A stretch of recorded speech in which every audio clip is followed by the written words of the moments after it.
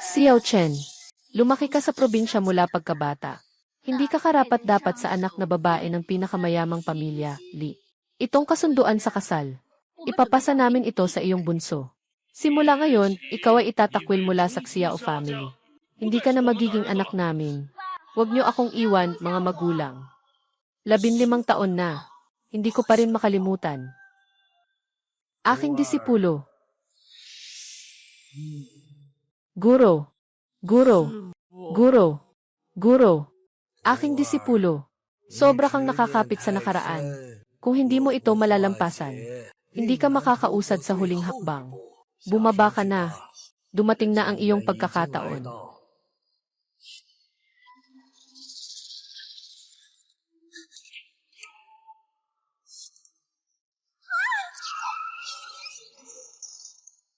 Ayos ka lang ba? Mag-ingat ka sa susunod. Kailangan ko nang umuwi, may gagawin ako kaya aalis na ako. Bilangin ang mga taon. Naitaboy ako sa bahay ninyo. Mga 15 taon na siguro. Bakit bigla na lang kayong gustong ipabalik ako? Halika, anak. Kumain ka ng ubas. Huwag kang magalit sa kapatid mong taga-Bukirin. Ngayon lang kita pinabalik. Para tuparin ang kasunduan natin noon. Naikasal sa pamilya Li para sa kayamanan. Inay, hindi dahil ayaw kong tuparin ang kasunduan. Sino ba ang nakakaalam na paglaki ni Miss Li ay naging isang may kapansanan? Ayaw ko ngang maging anak mo. Para sa kasal, sinira ang isang buhay Sabi ko, bakit bigla akong pinabalik? Nalaman ko na, ako ang papalit sa inyong mahal na anak. Napakakasalan ang isang may kapansanan. Xiao Chen, alam kong may sama ka ng loob. Pero sa kabila ng lahat, dumadaloy pa rin sa iyo ang dugo ng pamilya Xiao. Ngayon, kailangan ka ng pamilya mo. Dapat mong matutunang mag-alala para sa amin. Bukod dito, ang pamilya Li ay isa sa 4 na pangunahing pamilya sa Jiangsheng. Kung ikaw ay makikisama sa kanila, hindi ka na kailangang mag-alala sa buhay na ito. Kuya, edad na ng mga magulang ko, kailangan nilang may kasama. Sa lahat ng taon na ito, ako palagi ang kasama nila. Kung pumasok ako sa bahay nila, ikasasama ng loob nila. Kung galit ka pa rin sa nangyari noon, sige, sampalin mo ako para makabawi ka. Hoy, ikaw, paano mo magagawang manakit? Buwisit na bagay. Narinig niyo na lahat. Sabi niya, pinapapalayas niya ako. Bilang kuya, dapat lang natuparin ang hiling ng nakababatang kapatid. Nanay, wala akong sakit. Basta't makapagpapaalis lang si kuya.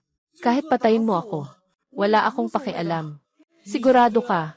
Ay, Xiao Chen, tingnan mo kung gaano ka maunawain ang kapatid mo. Kung mayroon ka man lang kalahating pag-unawa ng kapatid mo. Noon, hindi ko sana ginawa ito sa iyo. Dalhin mo sa King Fengguan. Nag-aral ka sa bundok ng 15 taon. Pero ganito ka pa rin. Sobrang nakak-disappointment ka talaga. Tama na. Huwag mong isipin na hindi namin kayo pinagsisisihan. Kung wala kami, kaya mong magpakasal kay Li family. Ang ginto ng pamilya Li, kahit na may konting problema sa katawan, siya pa rin ang pinakamagandang babae sa Jiangsheng. Hindi ba't hindi ka karapat-dapat dito? Isang batang galing sa nayon. Kung hindi ako nagkakamali, noong mga panahong iyon para makuha ang kasal kay Xiaoye, itinaboy niyo na ako palabas ng bahay. Ang kasal ng pamilya Xiao. Anong kinalaman nito sa akin, isang estranghero? Ayaw ko. Ayaw ko sa apelyidong Li. Isa lang siyang may kapansanan na hindi tatagal. Ayaw kong makipag-ugnay. Kung ganito ang tingin ng pamilya Xiao sa akin, hindi ko na kailangan.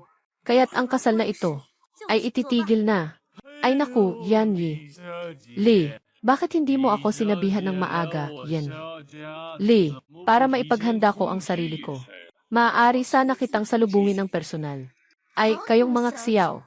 Bakit kayo nangahas na siraan ang aming dalaga sa likod? Agad ibalik ang 10 bilyong dowry ng pamilya Li. Nang buo. Siguradong nagkamali si Yan Yi. Li, si Xiaoyi ay aming inampon.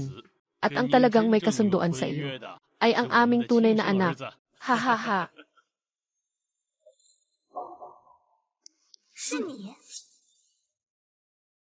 Sige noong Li ay kakilala ko ang anak ko. Hindi na kailangang sabihin pa. Pagkansela ng kasal, Ibalik ninyo ang dowry. Mula ngayon, wala nang anumang ugnayan ang pamilya namin, ang Li at ang Xiao. Wala na. Ay, ayan Gi. Li, ito. Hindi ako sumasang-ayon. Talagang isang probinsyanong magsasaka. Nang makita ang magandang babae, hindi makagalaw. Magtatago ng isang may kapansanan. Walang ibang mangyayari sa buhay na ito. Pero mabuti na rin, handa siyang pumasok sa pamilya. Hindi na kailangang bayaran ang 10 bilyong bride price ng Lee family. Kung hindi ako nagkasakit, sigurado akong ikakasal ako sa'yo. Pero ngayon, wala kang magagawa kung ayaw mo. Nakapagdesisyon na ako. Kaya kong gamutin ang sakit mo. Anong sinasabi mo? Sinasabi ko ang sakit mo. Kaya kong gamutin. Baka magyabang ka at masaktan ang dila mo. Ang sakit ng dalaga sa bahay namin. Kahit si Wang Sheni ay walang magawa. Paano pa ikaw? Wala akong pakialam kung ano ang layunin mo. Sinasabi ko sa'yo, ikakasal na ako sa'yo. Sa buong buhay mo, ikaw ay magiging bahagi ng buhay ko. Bigyan kita ng 3 araw para mag-isip. Pagkatapos niyan, magbigay ka sa akin ng sagot. Sige na. Ay, Miss Lee. Enye. Ginoong Lee. Batang kalokohan. Alam mo ba na ngayong araw, halos masira ang malaking bagay ng pamilya Xiao namin. Ngayon, gagamitin ko ang pamaaaring pangpamilya. Sinong nandito? Lalong kalokohan. Sigurado ka ba na kayang turuan ako nitong mga walang kwentang ito? Kaya ba nilang turuan ako? Anong tawag mo sa akin kanina? Matandang hayop. Ako ang anak mo. Tinawag mo akong maliit na hayop. Kung hindi ako maliit na hayop, ano pa? Ikaw. Ay naku. Kuya, wag mong saktan ang tatay natin. Lahat ng mga bodyguard na ito ay mga eksperto. Hindi mo sila kayang talunin. Simula pagkabata, laging minamahal lang ako ng mga magulang ko. Ikaw ay bahagi lang ng pamilya Xiao. Isang kasangkapan lamang para sa mga makapangyarihan. Xiao Chen, paulit-ulit mong sinasaktan ang kapatid mo. May halaga pa ba ako bilang ama sa iyo? Turuan mo ng leksyon ang batang ito na walang galang.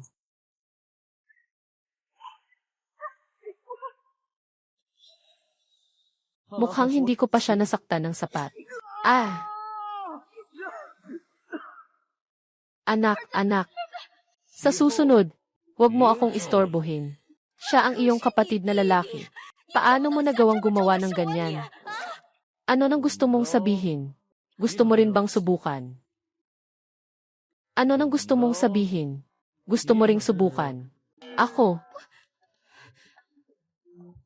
Ay naku. Tapos na ang aktibidad bago kumain. Aakyat muna ako para maligo. Uy, ikaw. Baligtad. Kung alam ko lang na ganito siya, dapat noon pa ay pinigilan ko na siya. Sige na. Hintayin mo na lang na makasal siya sa pamilya Lee. Wala na tayong kinalaman sa kanya. Una, dalhin si Xiaoye sa ospital. Mom, Dad, hindi na ba gagaling ang binti ko? Huwag kang mag-alala, anak. Si Yuchi Wang ay dadalo sa charity dinner ngayong gabi. Oh, sinasabing kung mag-donate siya ng higit sa 10,000, ay makakagawa siya ng isang aksyon. Walang dapat ipag-alala. Si Yuchi Wang, napakabuti. Kapag kumilos si Ginoong Wang, magkakaroon na ako ng pag-asa sa aking binti. Tama. Uy, ihanda mo na yung gamot. Hello, maliit na guro. Dapat ay dumating ka sa charity gala mamaya. Kailangan talaga nandyan ka. Nakapagsalita na ako ng maganda tungkol dito. Sige, alam ko na. Ilang beses na bang sinabi? Anong trip mo? Nabigla ako. Sige na. Kung wala nang iba, magpapaalam na ako. Okay. Busog na ako. Magpatuloy kayo. Sandali lang. May isang charity dinner mamaya. Pupunta rin si Yanli. Lee, sumama ka na rin para makakita ka ng ibang tao. Charity dinner. Sige lang. 2 milyon. Charity dinner. Sige lang. 2 milyon. 2 milyon. Bakit hindi ka magnakaw? Di ba't ninanakaw ko na? Bata.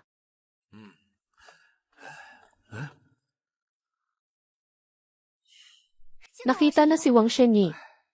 Anak, ikaw. Ilang beses ko nang sinabi, pagpapagaling at pagliligtas ay bahagi ng aking tungkulin. Hindi mo na kailangang mag-alala. Kung wala kayo, maaaring noon pa ay pumanaw na ako. Ang utang na loob sa pagliligtas. Hindi makalimutan ni Kiki. Ay, ikaw na bata. Ayan, Lee, kakatapos ko lang hanapin ka. Sinasabi ko sa iyo, dumating na ang aking maliit na guro sa Jiangsheng. Mas mataas pa ang kanyang kasanayan sa medisina kaysa sa aking guro sa nakaraan. Kung gusto niyang tumulong, ang sakit mo ay maaaring gumaling. Totoo ba, Ginoong Wang? Saan po ba ang inyong maliit na guro? Nasaang lugar siya ngayon? Maaari ba akong makipagkita sa kanya? Ito, mukhang hindi pwede. Yung tao na to, medyo may kakaibang ugali. Habang hindi ako sigurado kung kaya niyang kumilos, hindi ko siya mai-rekomenda. Pero huwag kang mag-alala. Tiyak na tutulungan kita. Dahil may utang ang pamilya ni Lee sa akin. CJ, maraming salamat kay Dr. Wang. Sige, pumasok na kayo agad. Yung aking maliit na tiyuhin. Malapit nang dumating. Pupunta ako tingnan. CJ.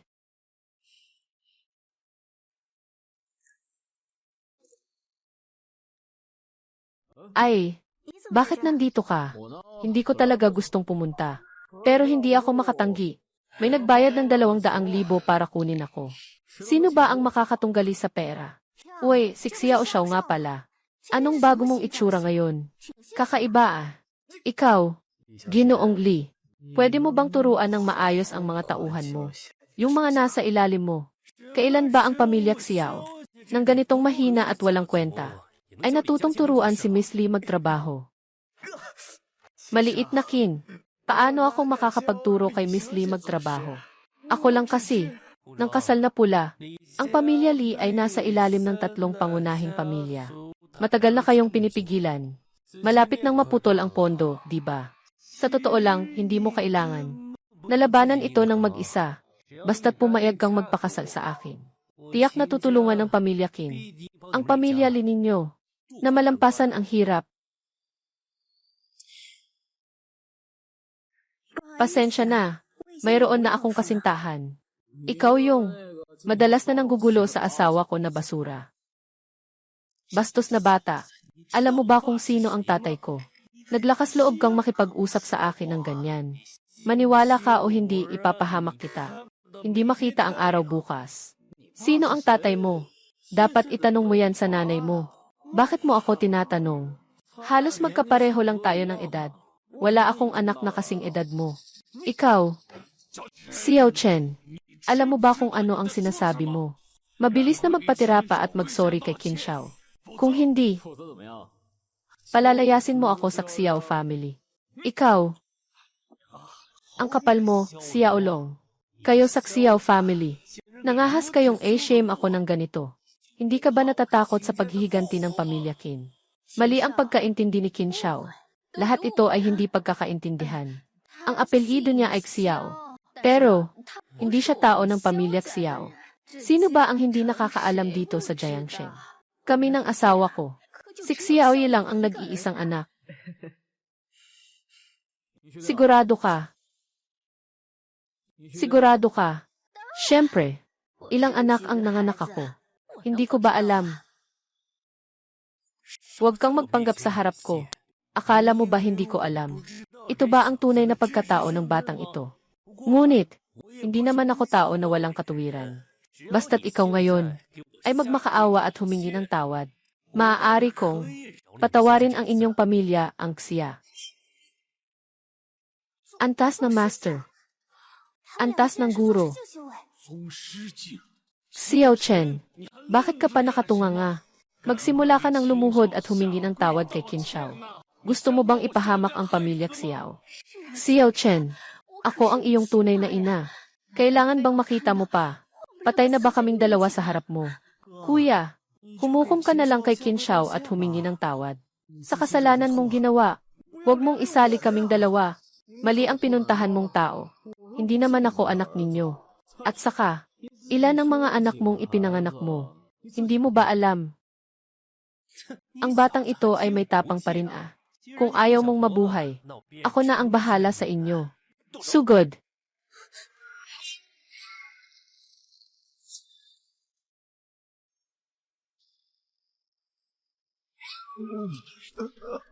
Hindi niyo ba naririnig ang sinasabi ko? Pawalang sala niyo siya agad. Ginoo. Ang taong ito ay kayang pigilin kami sa isang tingin. Oh, maaaring may hawak na isang uri ng mental na atake o kaya ihigit na malakas kaysa sa amin. Sila ay mga nilalang na hindi natin kayang labanan. Pinayagan ko ba kayong umalis? Ginoo, kung maaari, pahalagahan ang kapwa. Bagamat hindi tayo ang iyong kalaban. Ngunit, para sa ilang ordinaryong tao, ay sapat na iyon. Kung ganyan ang gusto mong sabihin, hindi ko na kayo maaring pakawalan.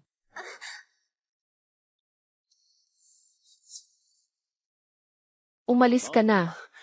Tama na. Pulang damit.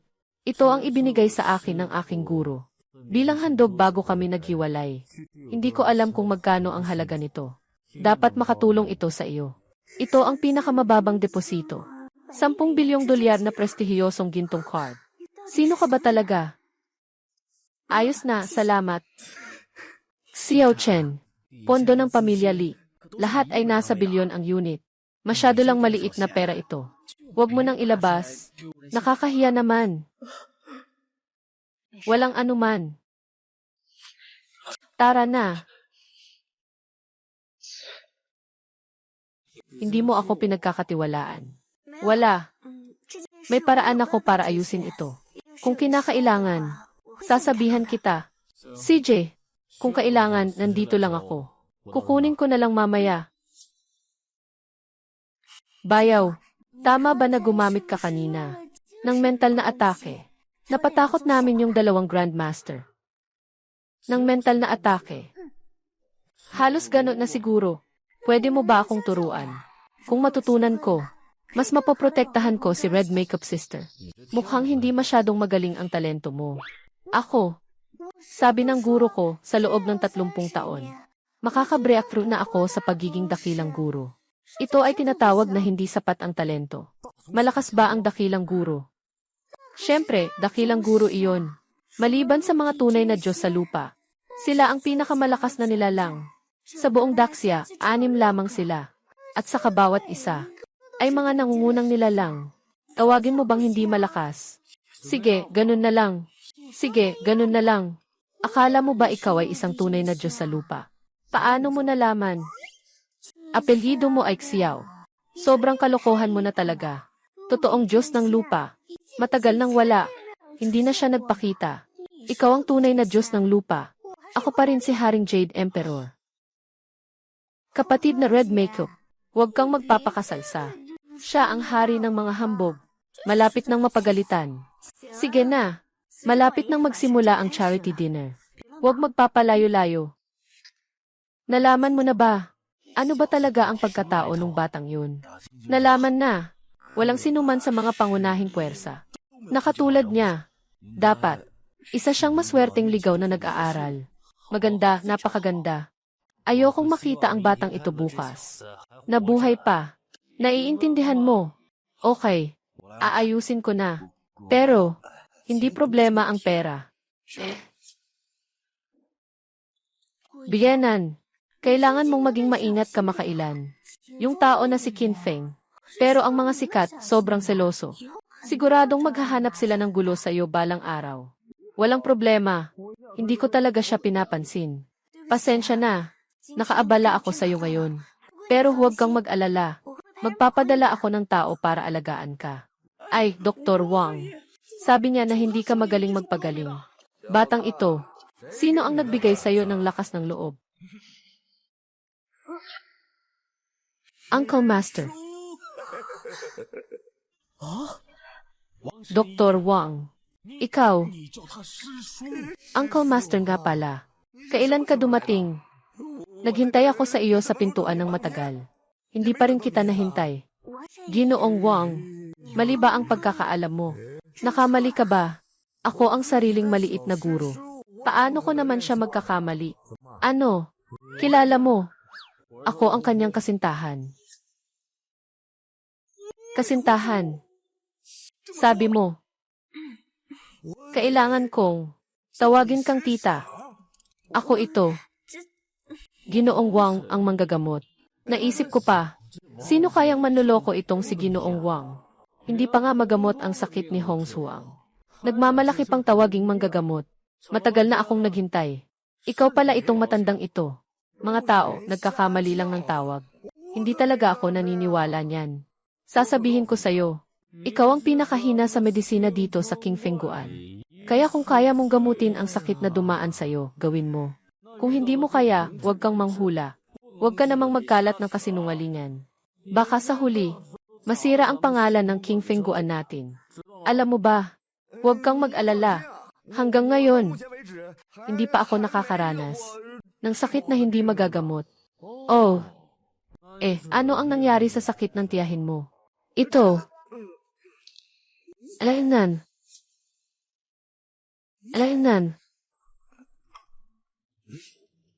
Walang problema. Isa lang silang grupo ng mga pilyong payaso. Sige na. Ang sakit ng tita mo. Ako na ang bahala na gamutin. Hindi mo na kailangang makialam. Ang galing naman. Tia, sasabihin ko sa'yo, ang medikal na kasanayan ng maliit kong tiyuhin. Mas magaling pa sa lolo niya. Kapag siya ang kumilos, ang sakit mo, mawawala agad yan. Ayos na, hindi mo na kailangang magyabang. Bukas, pupunta ako sa bahay mo para gamutin ka. Matulog ka ng maayos ngayong gabi. Aalis na ako. Ingat ka, maliit na guro. Ingat ka, maliit na guro. Ingat ka. Mabilis na. Ginoong Wang, manggagamot. Ang binti ng anak ko. Pumunta ka sa impyerno. Halos magdulot ka sa akin ng malaking kasalanan. At gusto mo pang ipagamot ang binti ng anak mo. Tawagin ang tao. Pabasagin mo rin ang isa pa niyang binti. Huwag. Anak, ay naku, tigilan mo na.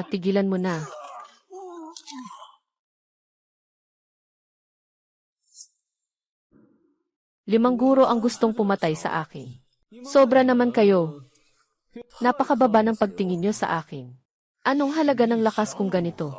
Anong panahon na ba tayo? Kahit gaano ka pa kalakas. Mayroon ka pang baril na mabilis. Ito na ang pinakamalakas mong baraha. Magaling. Kahit na nasa tuktok ka ng Grandmaster ngayon. Mamamatay ka dito. Mamatay ka na. Ikaw.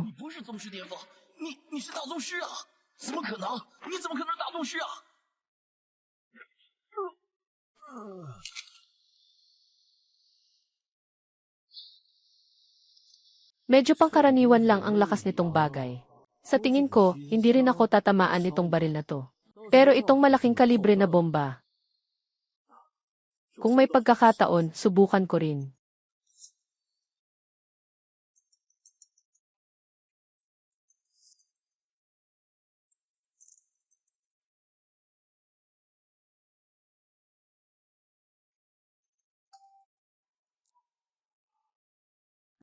Hoy, kamusta si Liang?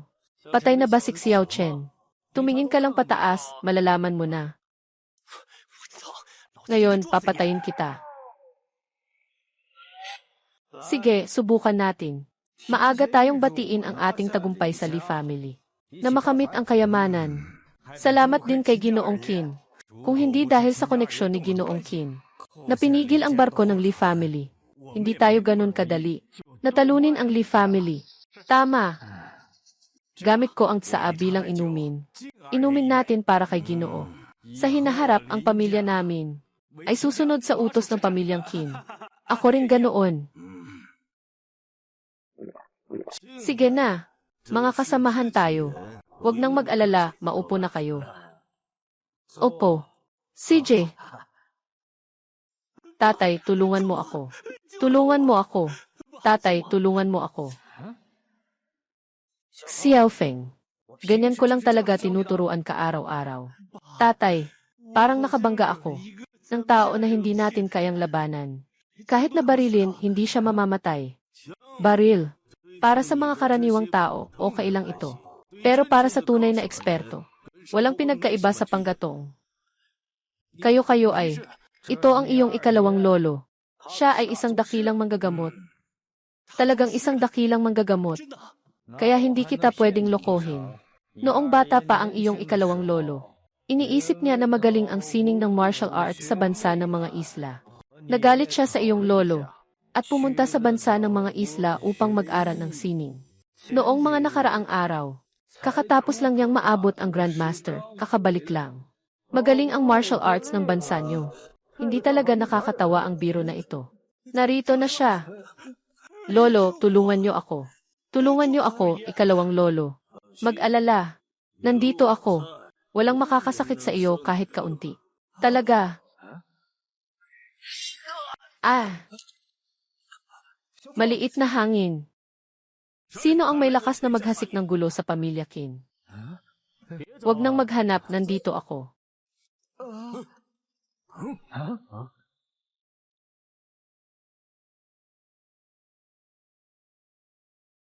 Hindi ko akalain na hindi ko nakita.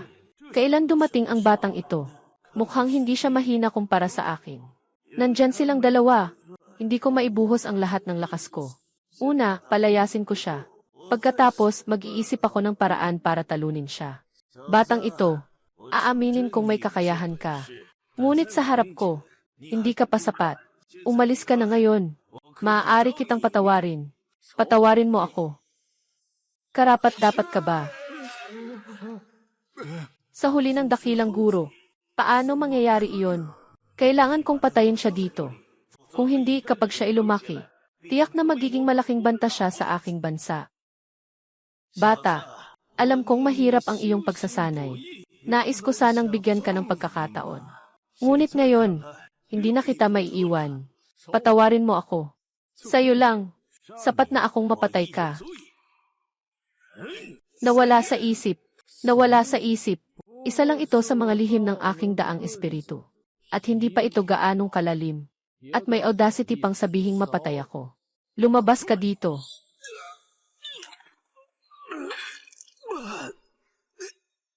Sino ka ba talaga? Sino ako? Kanina, sinabi ng iyong apo, na alam mo na. Kanina, gusto pa niya akong patayin. Ginoo, siguradong mayroong hindi pagkakaintindihan dito. Maaari kitang bigyan ng kabayaran. Kabayanin mo ako. Ano ang maibibigay mo sa akin? Pera. Maaari kitang bigyan ng maraming pera. 1,000. Paano naman ang 100,000,000? Mukha ba akong kulang sa pera? Mukha bang kailangan ko ng pera?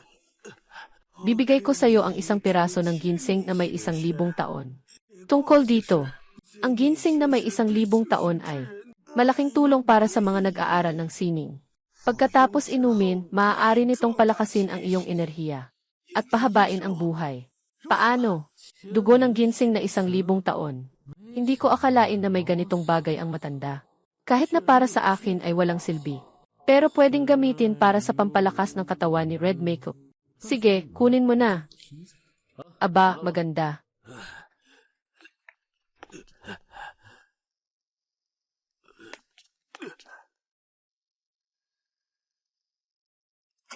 Maganda. Ganito na lang. Tungkol sa mga bagay ni Qin Feng. Iwanan na natin iyon. Ngayon, dapat nating pag-usapan ang tungkol sa ginawa mo sa akin. Nakabayaran. Hindi naman mataas ang hinihingi ko. Kasing halaga lang ng ganitong 1,000 taong ginseng. Ayos na iyon.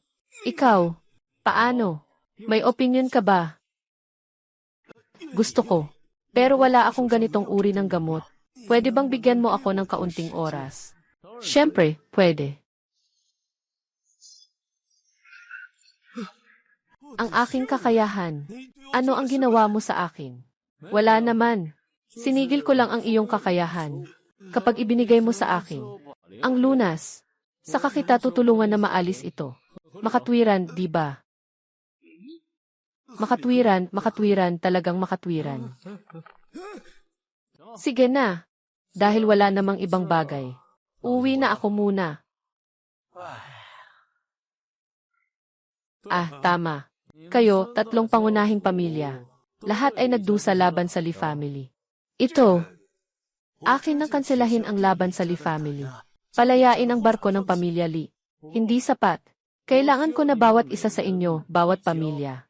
Bigyan si Lee ng isang order na nagkakahalaga ng 1 bilyong piso. Sa tingin ko, nakikipag-usap ba ako sa'yo?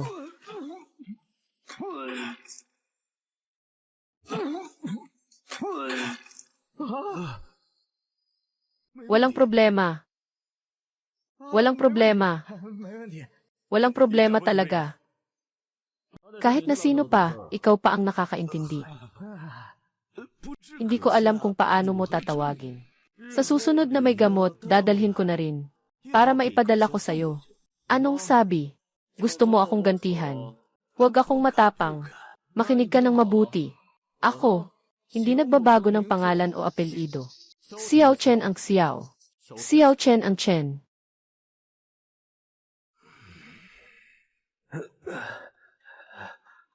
Pangalawang tiyuhin. Ganoon mo lang siya pinakawalan. Bakit? Gusto mo pa siyang tawagin pabalik? Ayaw kong pumunta. Magtiwala ka lang. Hindi siya tatagal ng tumakbo. Bilin mo ako ng tiket pa uwi sa bansa.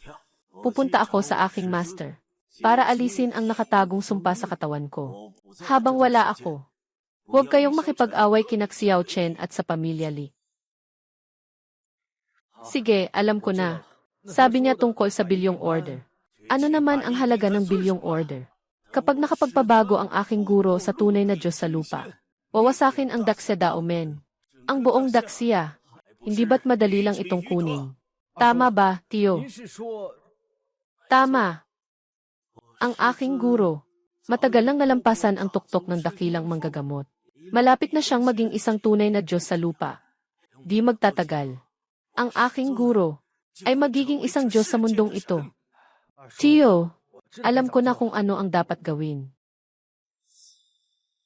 Hindi lang ang cargo ship ang pinakawalan. Pati sina Lin, Zhao at Qin ay nagbigay sa akin ng 10 bilyong order. Ano bang nangyayari dito? Ate Hong Huang. Lahat ng ito ay dahil sa aking junior. Ano nang nangyari, Ate Hong Huang? Ang iyong junior brother ay ang binatang mula sa pamilya Li ng 3 pangunahing pamilya sa Jiangsheng. Ate Hong Huang. Ang aking junior brother.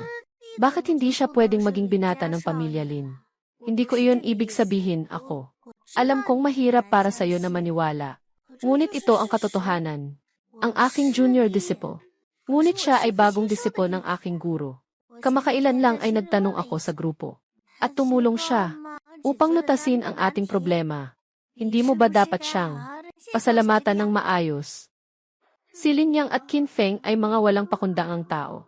At saka sa pagkakataong ito, ang 3 pamilya ng Qin, Zhao at Lin ay kusang loob na nagsanib puwersa para supilin ako, ang pamilya Li. Bakit sila gagawin ito ng may kabutihan sa akin? Sino ang nagsabi na siya ang nakatulong? Paano ka nakapasok dito? Agad na umalis ka na. Hindi ka welcome dito. Sabihin mo, ikaw ang nag-ayos ng krisis ng pamilya Li, di ba? Bakit hindi? Siyempre, kaya yan.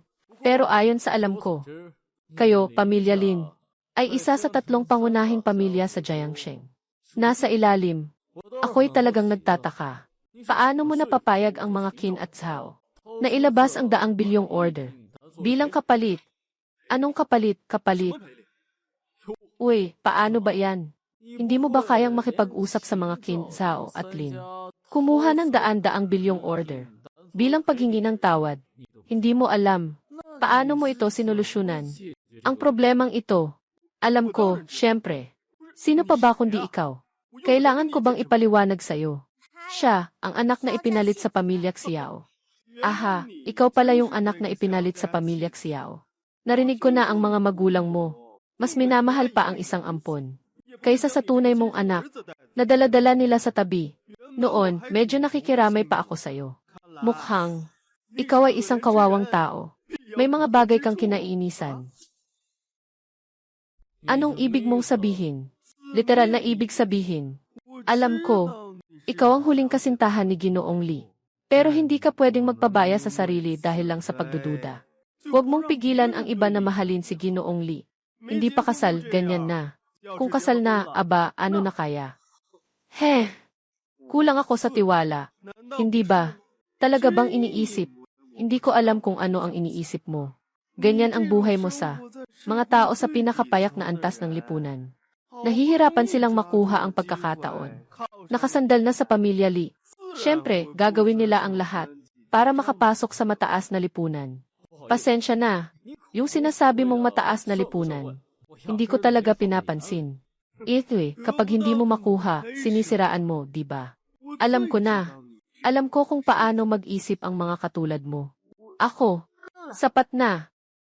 Xiao Chen, nakita mo ba? Kahit si Miss Lee hindi na makatiis. Kung ako ikaw, kaya't kusang iwanan ang kasunduan sa kasal. Para hindi na ma-reject sa hinaharap at mapahiya. Ginoo Lin, sasaliksikin ko ang bagay na ito ng mabuti. Kung talagang tinulungan mo ang pamilya Lee, aaminin ng pamilya Lee ang utang na loob na ito. Ngunit hindi ito ang kaso, Ginoo Lin. Dahilan sa pag-insulto sa aking friend. Ate Hong Huang, anong nangyari sa'yo? Kiki, kahit na ikaw ay aking bodyguard. Pero mula pagkabata, itinuring kita na parang nakababatang kapatid. Alam kong para sa aking kabutihan ito. Ngunit hindi ito dahilan. Para magpasya ka ng mag-isa. Nay, alam mo na lahat. Pero ginagawa ko ito para sa ikabubuti mo. Ano bang meron siya? Hari ng mga manggugulang. Ganito kagaling ang aking nakababatang kapatid. Siya ay, sige na, ang pamilya kong Lee ay palaging. Lahat ay nakabatay sa katapatan. Dahil hindi niya binawi ang kasunduan sa kasal. Kaya siya ay, ang aking fiancé na si Lee Hong Huang. At siya rin ang iyong bayaw. Ayaw kong sa hinaharap, ay may mangyaring katulad nito. Nakarinig ka ba? Sige, alam ko na. Hindi si Lee Hong Huang, anong ibig mong sabihin? Akala mo ba talagang hindi kita gusto? Kung hindi dahil sa pag-aasawa sa'yo, makakamit ko na ang yaman ng pamilya Lee. Bakit ko naman ikay papansinin na maikli ang buhay? Ano bang nasa isip mo? Alam ko na. Kung talagang tinulungan ng pamilya Lin, ang pamilya Lee, sa hinaharap kung magkakaroon ng problema ang pamilya Lin, tiyak na tutulong kami ng buong puso. Tungkol sa iba pa, huwag nang pag-usapan. CJ, sana hindi kayo magsisi. Ako si Lee Hong Huang, hindi ako nagsisisi sa aking mga ginagawa. Hindi ako kailanman nagsisisi. Maganda, napakaganda, napakahusay. Kapatid, maaaring may mga hindi pagkakaintindihan. Huwag kang magalit kay Ate Hong Huang. Umalis ka.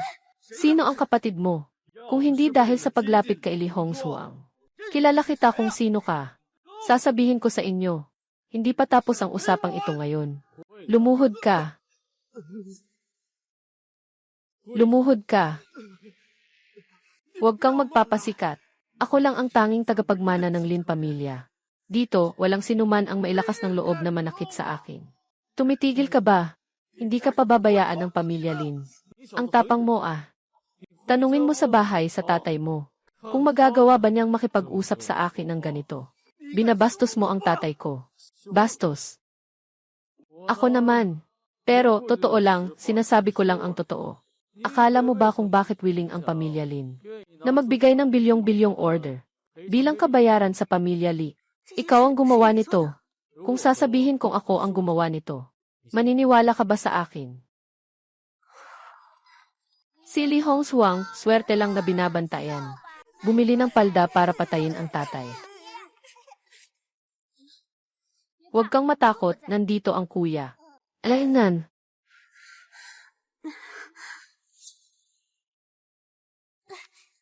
Ate Hong Huang, sumasakit na naman ang ulo mo.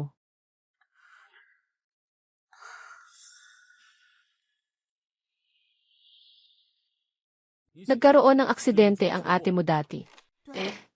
Nang 10 taong gulang siya, nagkaroon siya ng malubhang aksidente sa sasakyan.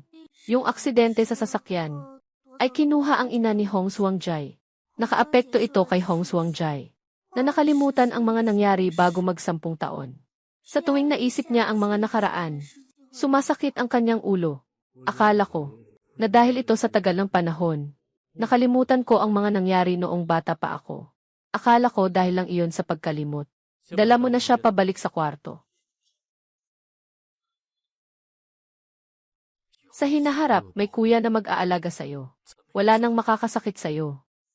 Senior sister, tulungan niyo po ang aking senior sister. Lumayas ka, sino ba ang senior sister mo? Tia Kay.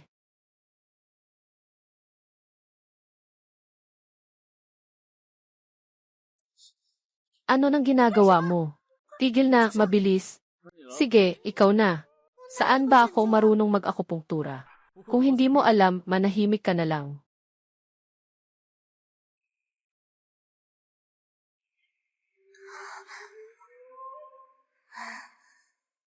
Tara na, tara na. Kumuha ka nga ng basong bote para sa akin.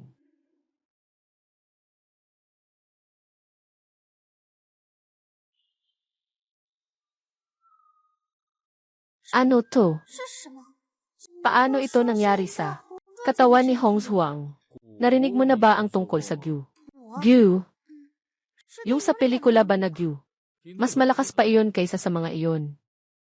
Kapag nagising si Hong Huang, ipapainom mo sa kanya lahat ng gamot na dala ko. Alainan, saan ka pupunta?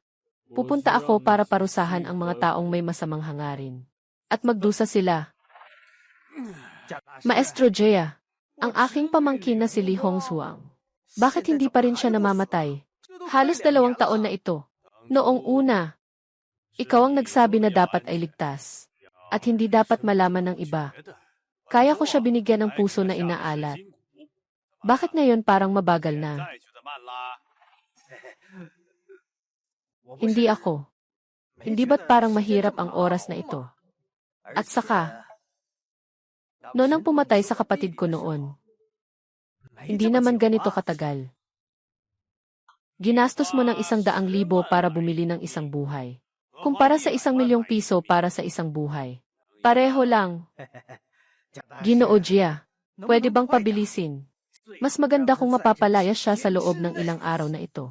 Bigla ang pagkamatay. Kailangan mo.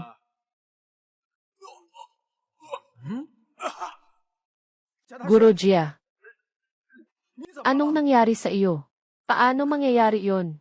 Ang aking batas ay nawasak ng iba. Anong ibig sabihin nito? Ibig sabihin, tiyak na patay na kayo. Iyan ang sinira mo ang aking batas. Ito ang sinasabi mo.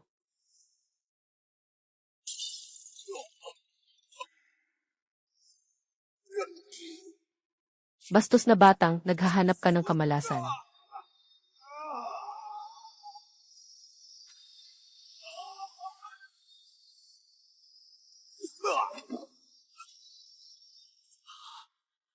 Makalaban mo ang aking babae.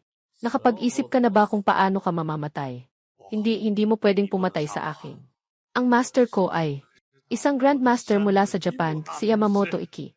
Kung papatayin mo ako, hindi ka niya patatawarin. Tao mula sa isang isla.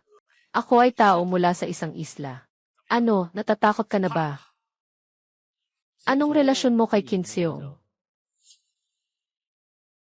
Kilala mo ang aking junior brother. Hindi lang tayo magkakilala. Maganda pa rin ang relasyon namin. Kilala pala ng kaibigan ng junior ko. Parang binaha ang templo ng Dragon King. Hindi magkakakilala ang isang pamilya. Sino bang nagsabi sa'yo na pamilya tayo? Gusto mo akong patayin? Wala ka bang takot sa guro ko? Ginoong Yamamoto Ichimu. Para sa akin ba ang paghihiganti? Nandito ako para hintayin siya. Lumabas ka dito. Nangangako akong wala akong nakita. Huwag kang mag-alala. Hindi kita gagalawin. Ngunit, tungkol sa kung paano ka haharapin ni Li Hongzhuang, hindi na ito nasa kamay ko. Sumama ka sa akin. Hindi. Ayaw kong pumunta. Pakiusap, pakawalan mo ako. Babayaran kita. Napakaraming pera. Ano pang hinihintay natin? Magpadala na ng pera. CJ.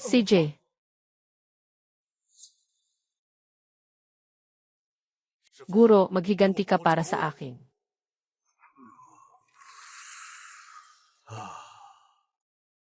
Xiao Chen, sa murang edad mo, Nakapunta ka na sa antas ng Great Grandmaster. Huwag mo itong maliitin. Guro, nandito ako sa Daxia, na nakakulong sa isang batang lalaki na tinatawag na Xiao Chen, na naghadlang sa aking pagsasanay.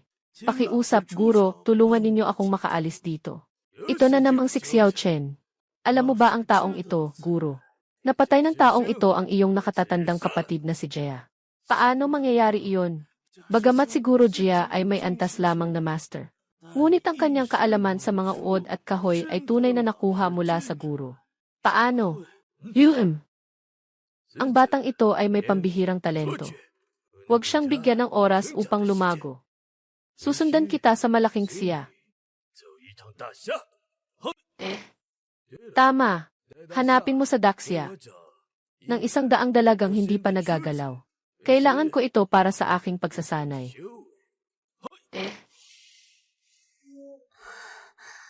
Xiaoqi, anong oras na ba? Hayaan mo akong matulog ng kaunti pa. 8:00 na. Nasa puwit na ang araw. Bilisan mo, bilisan, magising ka na. 8:00 pa lang.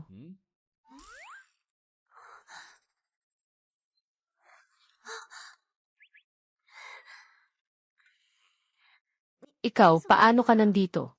Pumasok ako. Tanong ko lang, bakit ka nandito?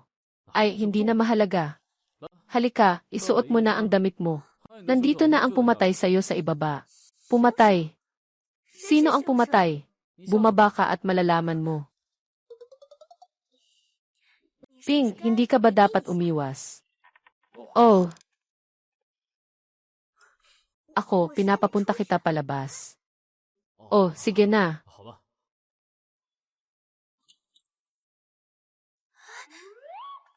Isara mo ang pinto. Ano ba to? Hey. Ang ibig kong sabihin ay, ngayon, mas kalmado ka na ba?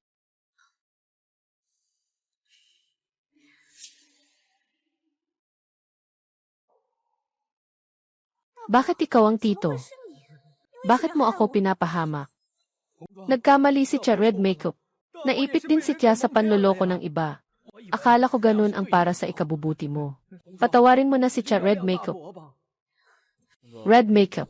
Kung sasabihin ko na ang mga tiyo at Tia, ay pawang siya ring nagsakalang sa kanila. Patawarin mo pa rin ba siya? Totoo ang sinasabi mo. Napatay siya ng lason niya. At yung aksidente sa sasakyan ni na tita at tito mo. Lahat yun kontrolado niya. Pero hindi niya inasahan na hindi ka nasaktan sa aksidente. Kaya siya naghanap ng paraan para maglagay ng kulam sa'yo. Handa na akong pumanaw nang hindi nila alam. Nang hindi nila alam, nang hindi nila mararamdaman. Tito, sabi niya ba talaga? Wala akong ako. Wala akong ako. Wala akong ako.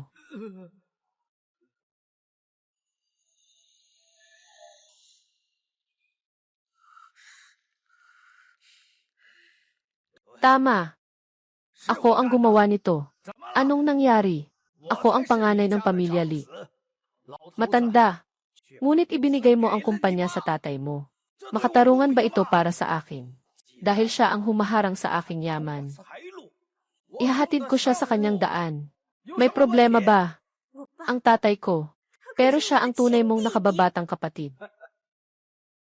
Ano ngayon kung siya ang nakababatang kapatid? Nang kinuha niya lahat sa akin. Naisip mo ba na siya ang tunay na nakatatandang kapatid ko? At ang nanay ko? Hindi ka ba niya pinabayaan? Huwag mong banggitin ang nanay mo sa harap ko.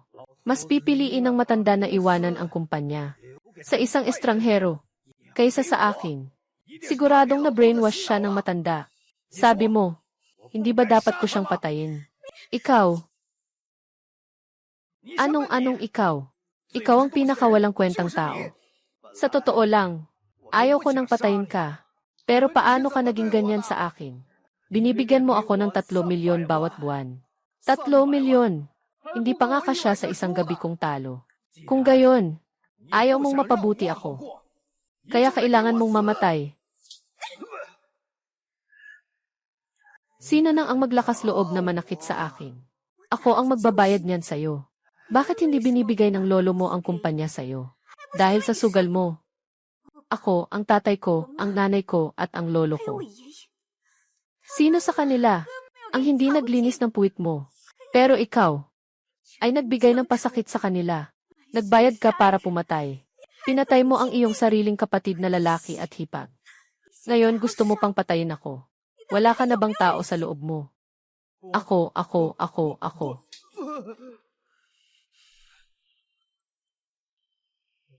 Pula na kasuotan. Ano ang nangyari sa akin kanina? Walang anuman. Isa lang akong maliit na paraan para mapalabas ang saloobin ng tao. Sa tingin mo, maganda ang resulta, di ba? Ikaw, bakit?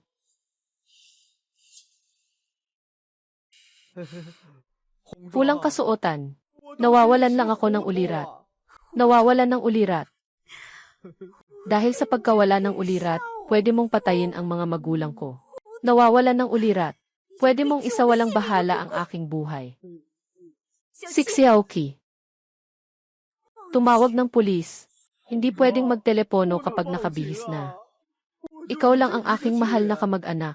Kung magpapadala ka ng tawag sa pulis, ako'y mapapahamak. Ang tanging kamag-anak ko. Gaya mo. Na pumatay sa aking mga magulang. Gusto mo pang patayin ang mga kamag-anak ko. Mas mabuti pang hindi na lang.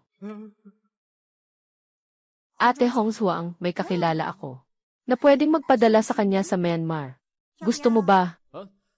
Magandang ideya yan. Di ba? Hindi ako pupunta sa Myanmar. Hindi na iyon lugar para sa tao.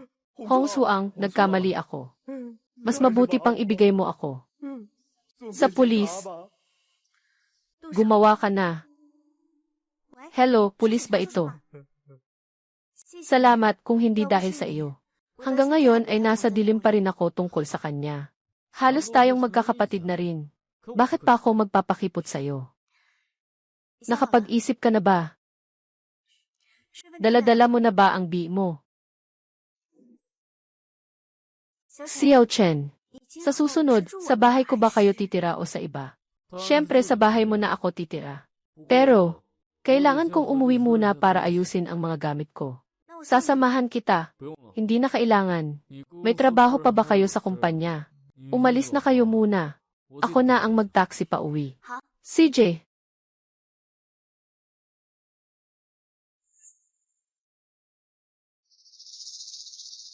Mahal kong mga magulang. Ang dowry ng asawa ko. Hindi ganoon kadali kunin. Maligayang kaarawan. Maligayang kaarawan. Maligayang kaarawan. Maligayang kaarawan. Inay.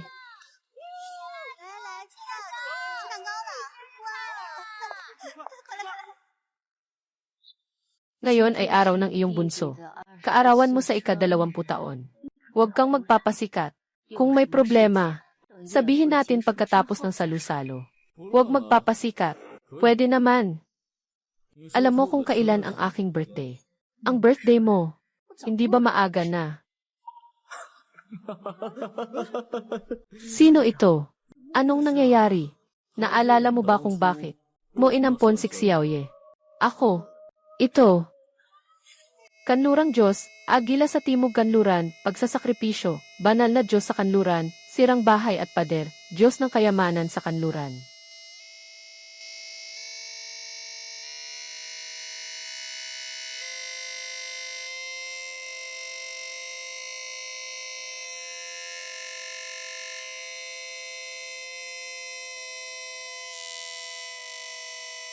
Sa paanan ng bundok, pagsamba, nag-aalay, sira ang bahay at bakod, tamang alak. Sa langit, 3 buwan, gumawa ng apoy, suriin ang pagsamba, sira ang bahay at bakod, araw.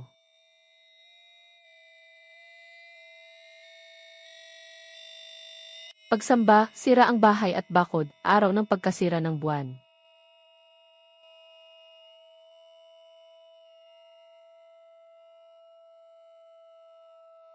Ang Diyos ng kayamanan ay nasa kanluran, sira ang bahay at bakod, araw, araw ng pagkasira ng buwan, 9 na tao, huwag gumawa ng malaking bagay. Ang dahilan kung bakit umiiyak ang iyong anak. ay dahil sa kapalaran na nakakasagupa sa taon.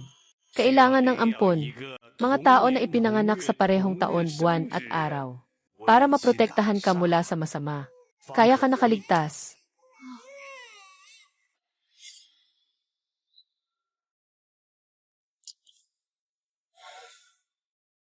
Naalala ko na.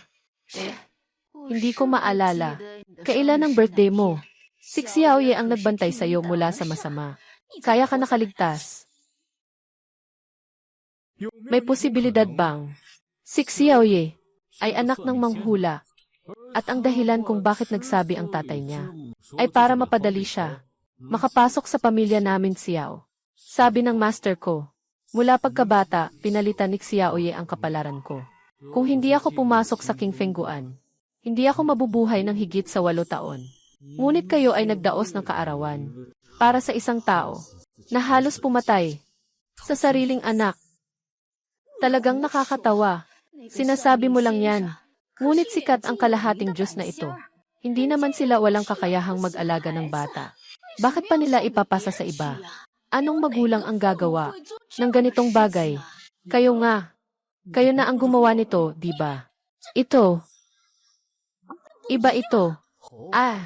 Saan ang pinagkaiba? Sabihin mo. Ito. Anong nangyayari? Hindi ko na masabi. Sige na. Ngayon ay ayaw ko nang mag-alala tungkol dyan. May tanong pa ako sa'yo. Yung half-immortal noon. Kumusta ang buhay niya? Nahirapan ba siya? Bakit mo tinatanong yan? Nahirapan siya, di ba? Ngayon, kumusta na siya? Siyempre, siya ay isang malaking Diyos. Kaya tiyak na maganda ang buhay niya. Hindi ba? Ano ba talaga ang gusto mong sabihin? Kung sasabihin ko, na pinalitan ng buhay ng mag-amang iyon, at dahil dito, ang pamilya Xiao ay naapektuhan. Nakahiram ng magandang kapalaran.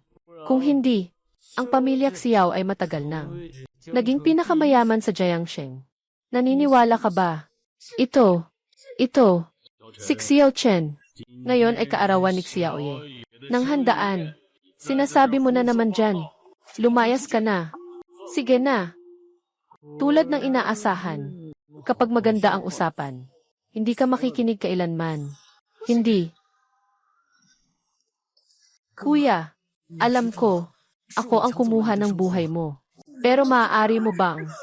Paano mo magagawa yon? Ikaw. Bastos na bata. Ikaw, kaya mo. Paano mo maaring? Dahil sa sobrang gusto niyo sa pag-aampon. Bakit hindi niyo na lang pirmahan ang kasulatan ng pagputol ng ugnayan? Mula sa araw na iyon, tayo ay may sariling daan at may sariling landas. Huwag nang makialam sa isa't isa. Ano bang nangyayari?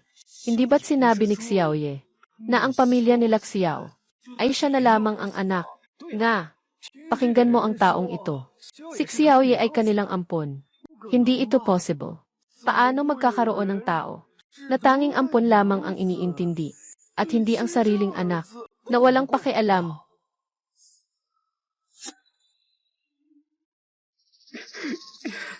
Kuya, lahat ng ito ay kasalanan ko.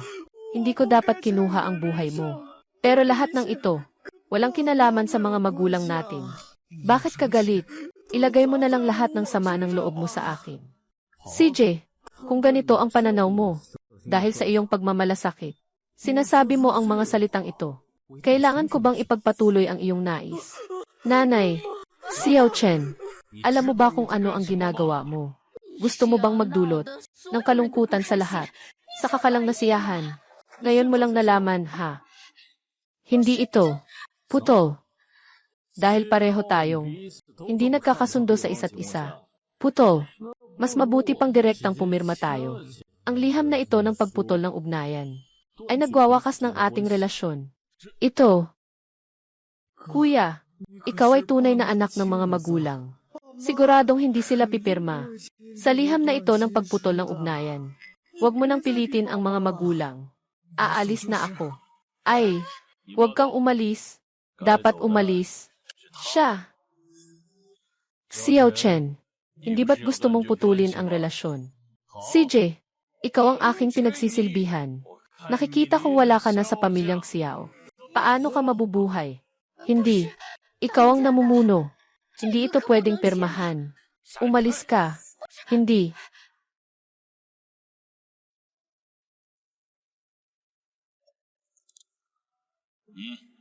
Satisfied na ba? Ikaw na. Ayoko pumirma. Pirmahan mo na. Itong suwail na anak, nakapag-aral na ng masama. Umaasa ka pa na siya ang mag-aalaga sa'yo. Pero siya, walang pero. Kung hindi ka sumasang-ayon, makikipaghiwalay ako sa'yo. Divorce. CJ. Pipirma ako. Pagkatapos ng bisa, kailangan itong maayos. Na dokumento. Aklat.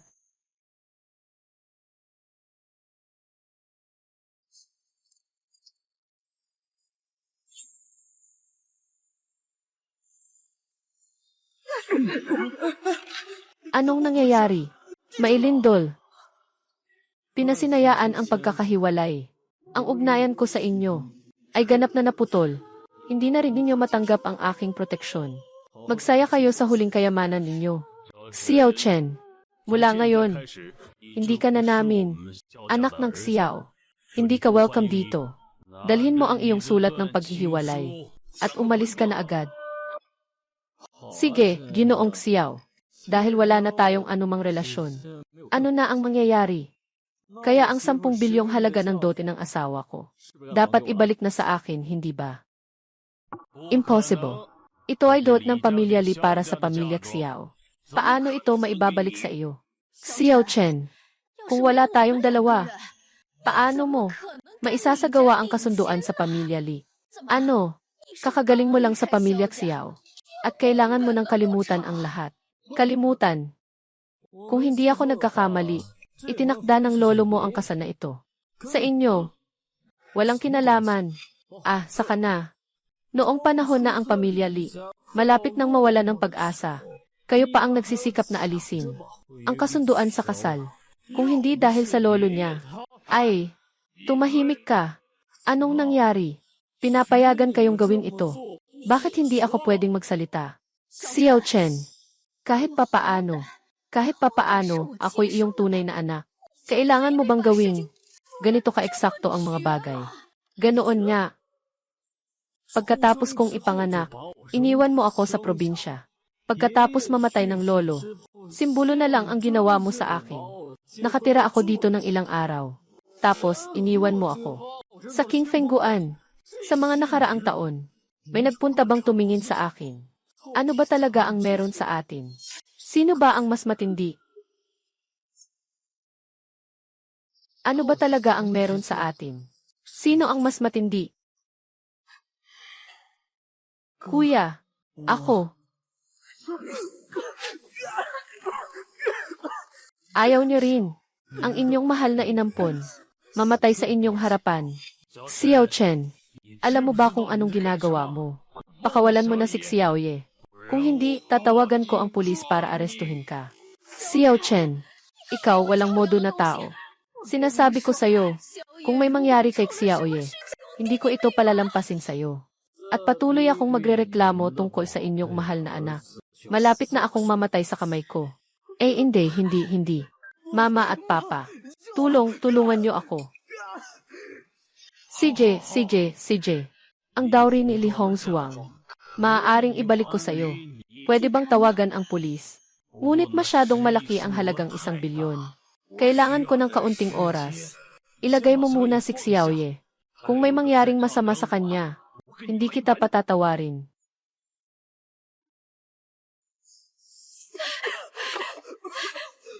Xiaoye. Xiao Chen. Sobra ka na. Sasabihin ko sa'yo, nakareport na ako sa pulis. Umalis ka na agad sa bahay ko. Kung hindi, ipapakulong kita. Walang pakialam ako. Hindi naman ako nagmamadali. Pero hindi ko lang alam. Anak, ikaw na kayamanan. Maaari bang maghintay ka hanggang dumating ang pulis? Sino ang pinapahirapan mo? Sasabihin ko sa iyo ang totoo.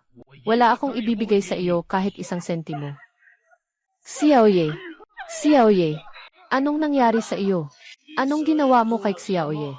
Ay, huwag kang basta-basta magbintang ng walang katotohanan. Maraming tao ang nakatingin dito. Lahat sila pwedeng magpatotoo para sa akin. Wala akong ginawang masama. Baka ikaw yung may dalang sakit sa labas. Nagawa mo bang magkasakit ng kung ano-ano? Sinasabi mo ang kalokohan. Si Xiaoye ay lumaki. Sa ilalim ng ating mga mata. Ano ang maganda sa kanya? Hindi ba't alam ko? Hindi siya ganong tao. Kung gayon, masasabi lang na bulag ka. Sino bang mabuting tao sa pamilya? Ganito na ang itsura ni Xocheng. Ay, huwag kang maniwala, tanungin mo. Yung babae dun sa kabilang side. Ikaw, sinasabi mo lang kung ano-ano. Wala kaming kahit anong masama. Walang kinalaman sa anumang bagay. Oh, natatakot lang ako sa'yo. Na mahawahan ka ng mga sakit na hindi ka panipaniwala. Ako, dalhin mo ako sa pagsusuri. Sasama ako. Bilisan mo.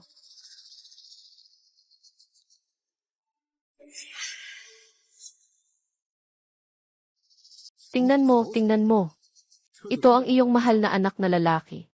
Ano ba talaga ang gusto mong gawin? Sabi ko na kanina, ibinalik mo lang ang aking bride price. Ayos na ako. Papa, tulong. Boss, hurry up and give it to him. Sa katawan ni Xiaoye, hindi na kayang tiisin pa. Sige, ibibigay ko na sa'yo. Mayroon ng 1 bilyong yuan sa bangko. Tapos na, di ba? Pwede nang pakawalan ang tao, di ba? Sa hinaharap, dapat maging maingat kayo sa inyong mga ginagawa. Mas mabuting maging mapanuri kayo. Huwag kayong basta-basta maniwala sa mga bagay na hindi nyo pa nasusuri. Huwag kayong magtiwala ng walang sapat na ebidensya. Hanggang dito na lamang ang aking sasabihin. Mag-ingat kayo. Xiaoye, okay ka lang ba? Kamusta? Wala nang natitirang pondo ng pamilya Xiao namin. Lahat ay naubos na. Paano ako nabuhay? Itong anak na pasaway na ito. Ay naku, Ginoo namin. Wala nang pera. Pero kaya pa natin kumita ulit. Pero kung si Xiaoye, may mangyari man. Ayoko na talaga mabuhay. Magulang. Huwag kayong mag-alala. Noong nakaraang araw, nakilala ko ang classmate ko sa kolehiyo. Siya ay pamangkin ni Li Tianwang. Narinig ko siyang nagsabi na si Li Tianwang ay darating sa Beijing para mag-aral sa isang guro. Basta't sabihin lang niya. Tiyak na tutulungan niya tayo. Yung Li Tianwang na nagbabantay sa silangang rehiyon. Si Li Dazongshi. Iyan na siya. Ang kaklase ko ay pamangkin ni Li Tianwang. Basta't sabihin niya, kami sa pamilyang Xiao, sa Jiangsheng, walang makakalaban sa amin. CJ, Xiaoye ah. Talagang swerte mo sa pamilya. Sabi ko na nga ba, si Xiaoye namin ay isang taong may potensyal. Hindi tulad ng iba, na palaging nanghihingi lang.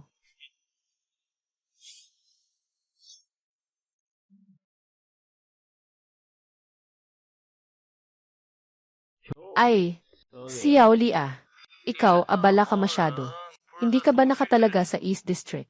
Paano ka nagkaroon ng oras para tawagan ako? Naalala kita. Noong panahong iyon, wala ka pang oras. Kahit sa kaarawan ng guro. Maliit na guro. Huwag mo akong gawing biro. Kakatapos ko lang marinig kay Wang Shixiong na nandito ka sa Jiangsheng. Kaya't nagmadali ako na pumunta rito para hanapin ka. Naglaan pa ako ng isang welcome banquet para sa iyo. Kailangan talagang pumunta ka, ha? Bakit? Anong ginagawa mo sa Beijing? Saan ka nang galing, doon ka rin bumalik? Wala akong oras para makita ka. Huwag mo akong istorbohin. Maliit na guro. Hindi ka pwedeng maging beyas. Sabi ni Wang, tinuruan mo pa siya ng medisina. Dapat ituro mo rin sa akin. Kailan ko bang sinabi yon? Kay Lao Wang. Bakit hindi ko alam? Walang pakialam yon. Basta nandito na ako. Kung ayaw mo akong makita, dahil dito ako sa bahay ni Tia, niiling ako ng walang katapusan. Kahit ano na lang, basta nandito na ako. Kung ayaw mo akong makita, dito na lang ako magmumuni sa bahay ng Tia. Hanggang sa hindi na matapos. Hindi ikaw. Anong ginagawa mo? Bakit ka nakaluhod dito sa gitna ng araw? Tama nga. CJ. Naiintindihan ko na. Sabihin mo sa akin kapag nandyan ka na. Nasa bundok, hinahabol ang likuran. Kung magtatanong, ayos lang. Pagkatapos bumaba, hindi mo pa ako bibigyan ng katahimikan. Ayos na yan. Sobrang nalason ka na. Kailangan pa ng kalahating buwan na sabaw na gamot. Bago gumaling, alam ko na. Sa totoo lang. Anong sinabi mo kanina? Uminom pa ako ng sabaw ng gamot sa loob ng kalahating buwan. At makaka-recover na ako. Nga, kung maganda ang pag-recover, maaaring mga 10 araw ay makaka-recover na ako. Ay, may ipis. Saan may ipis? Saan may ipis? Ate Hongshuang, nakakatayo ka na. Ako. Okay na ang binti ko. Ako.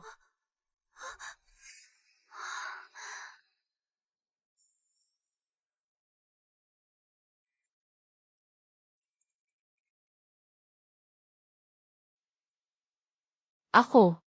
Ang mga binti ko. Hindi na ba ito gagaling? Bakit? Hindi ka ba naniniwala sa aking kasanayan? Ngayon.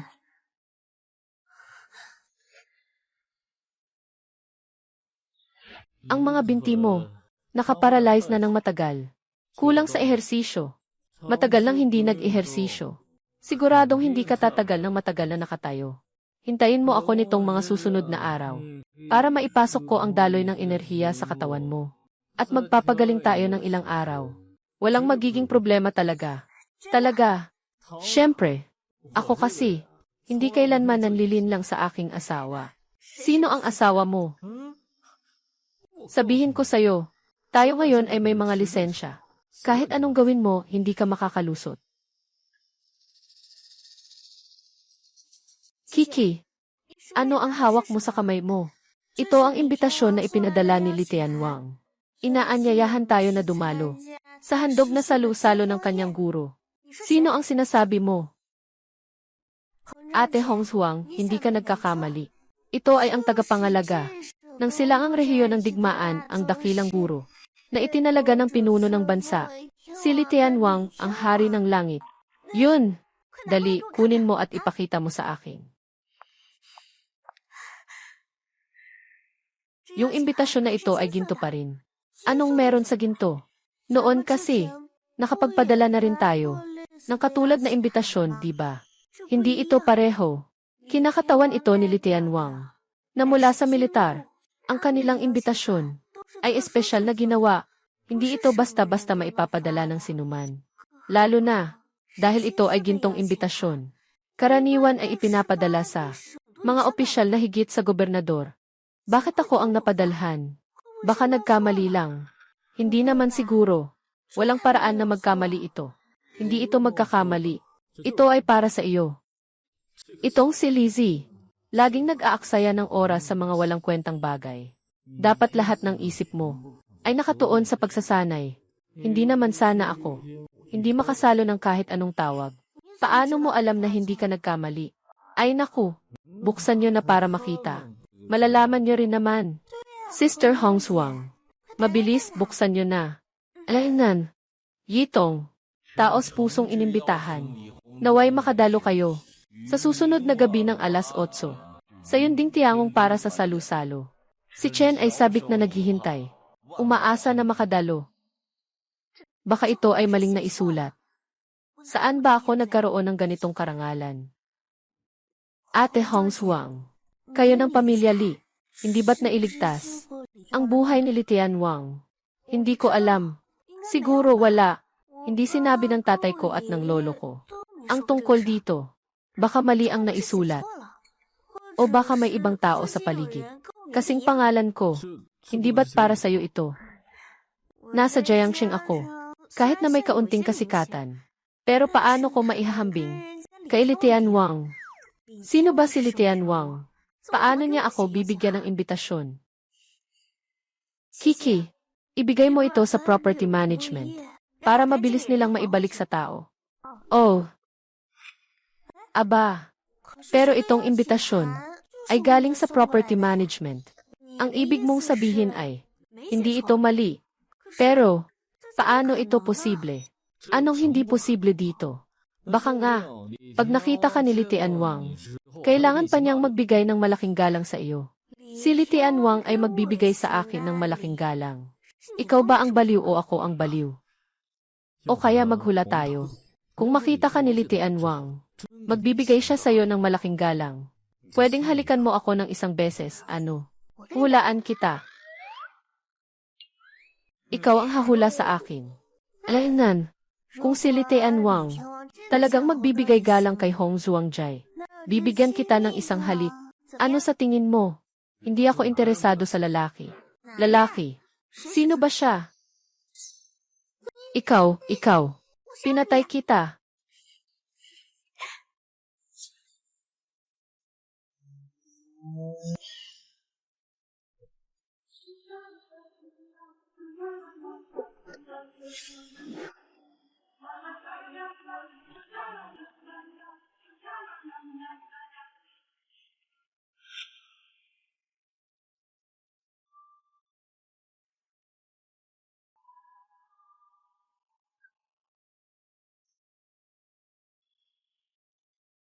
Ate Hong Zhuang, hindi ka naman dati.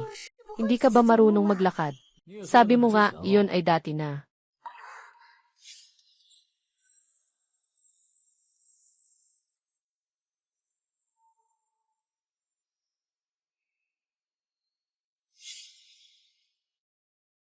Sige na, pumasok ka na.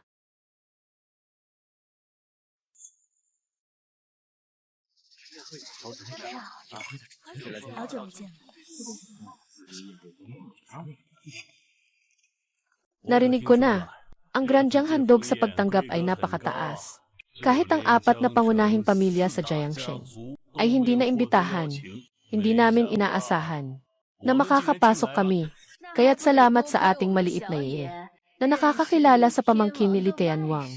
Kung hindi man, sa buhay natin, hindi tayo makakadalo sa ganitong mataas na antas ng salu-salo. Umangat na si Xiaoye. Hindi na sayang ang gastos namin para ipadala ka sa kolehiyo. Mom at Dad, salamat sa magandang edukasyon ninyo. Kaya nandito ako ngayon.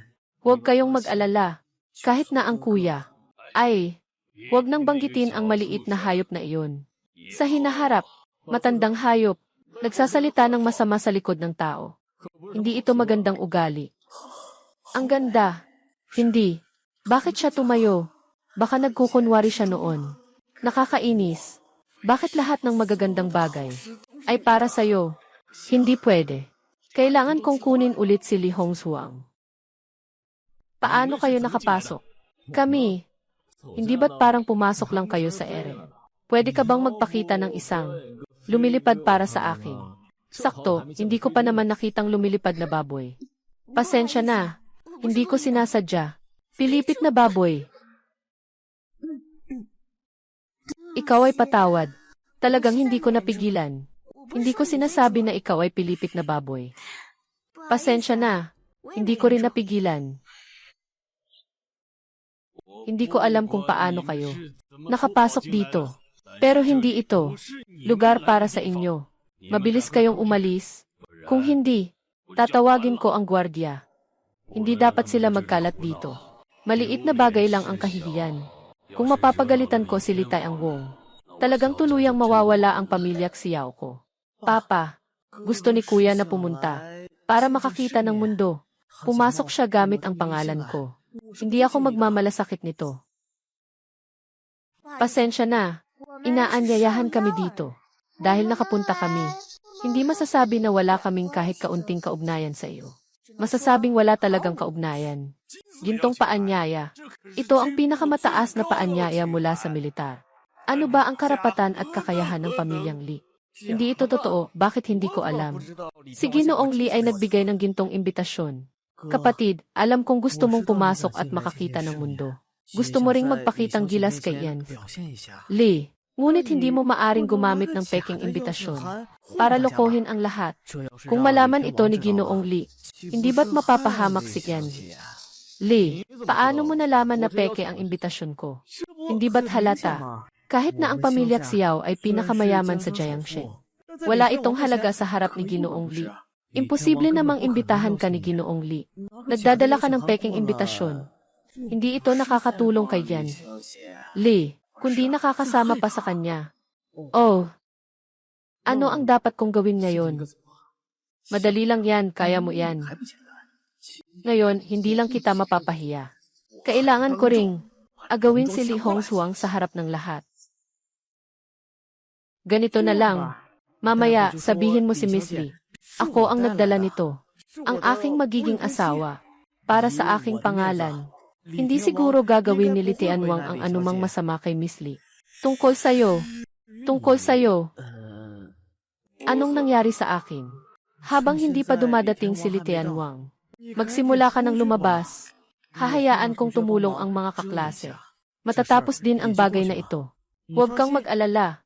Babantayan ko si Yanhi. Linang mabuti. Maganda ang ideya mo. Pero may posibilidad ba na totoo ang imbitasyon ko? Kapatid, huwag kang magbiro. Kung totoo ito, kakainin ko ito agad. Sigurado ka? Siyempre. Sabihin mo sa tanga na ito. Kung totoo ba talaga ang imbitasyon na ito? Talaga ba? Ito ay totoo. Ito, pakisimula ang iyong pagtatanghal. Bakit ka nakatingin ng ganyan? Hindi ba't ikaw ang nagsabi kanina tungkol sa imbitasyon na ito? Kung ito ay totoo, kainin mo na lang ito. Bakit ka nagsisisi? Sabi niya, kung totoo, totoo nga. Sabi ko pa, peke ito. Ano bang alam ng isang gwardiya? Walang hiya. Bantay ng hari. Kayo rin ba ay may karapatang magduda? Ang Tian Wang Qingxian. Paano pwede to? Ang Tian Wang Qingxian ay ang hukbong tagumpay ni Li Tianwang.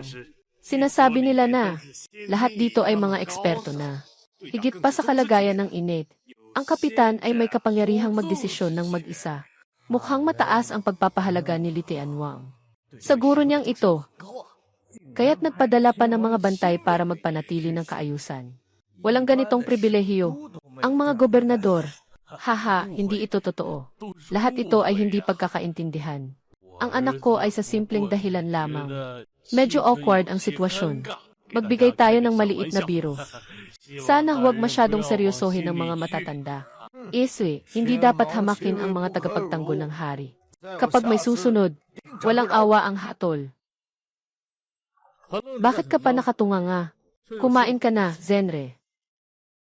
Si Xiao Chen at Xiao Yi ay mga kapatid mo. Paano mo siya magagawa ng ganito? Ito ay ginto. Paano mo ito kakainin? Huwag mo bang gustong mapatay si Xiao Yi? Para masiyahan ka ba? Mapipilit mo siyang mamatay. May ganitong magandang bagay pa. Ikaw, Xiao Chen, huwag kang masyadong mang-abala. Kahit na totoo ang imbitasyon mo. Ano namang mangyayari? Hindi ba pwedeng nagkamali si Li Tianwang? Bukod dito, walang karapatan ang pamilya Li. Magpadala si King ng imbitasyon. Yung imbitasyong ito, nagkamali ba siya ng padala? Hindi na mahalaga ngayon. Kung karapat dapat si Li o hindi, hindi na mahalaga. Ang mahalaga ay, totoo ang imbitasyong ito. Sabi niya mismo ito. Totoo ang imbitasyon. Kinuha niya ito. Hindi ko siya pinilit, di ba? Nagtatawa lang si Xiaoye.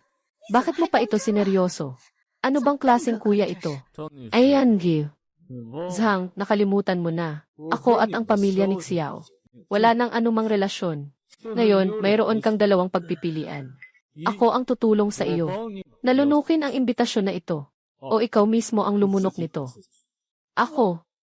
Mukhang ayaw mong lunukin ito mag-isa. Tigil na.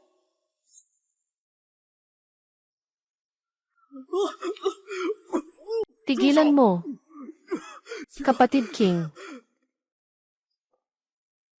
Kapatid King. Dito ay tahanan ni Li Tianwang. Lugar ito ng mga mahahalagang tao. Sino ang nagbigay sa iyo ng lakas ng loob? Namang abala dito. Kapatid King, alam ng lahat ng nandito. Ako ang tao mo. Kung sinubukan niyang manakit sa akin, para siyang sinampal sa mukha. Kung ako yun, hindi ko talaga kayang tiisin. Arestuhin mo siya. Ginoo, dumating kami dahil sa imbitasyon. Wala kaming balak na manggulo. Hindi ko akalain na sa Jiangsheng ay may ganitong kagandahan. Bakit hindi ko ito napansin noon? Sayang, kasal na siya. Pero mas exciting ang may asawa na. May gulo ba? Hindi ikaw ang may kapangyarihan dito. Kung gusto mong iligtas ang iyong asawa, tingnan natin kung sapat ang iyong sinseridad. Sa uri mong basura, mangahas ka pang humawak sa aking babae. Sino ang nagbigay sa iyo ng lakas ng loob? Si Li Chen ba? Nangahas ka pang tawagin ang pangalan ng aming hari. Bata, patay ka na ngayon. Bakit hindi kayo kumikilos? Hindi ba ninyo nakikita na siya'y nagkakalat dito? Agad, hulihin niyo siya. Kung hindi, pagdating ng tiyuhin ko, aalisin ko ang balat niyo. Mga tanga, bingi ba kayo? Bilisan niyo. Kung hindi, ikaw ay pamangkin ni Li Chen. Ngayon natatakot ka, huli na. Ngunit kung papayagan mong gamitin ko ang iyong babae, sa isang gabi, maaaring patawarin kita. Bata, naglakas loob kang saktan ako. Tapos ka na.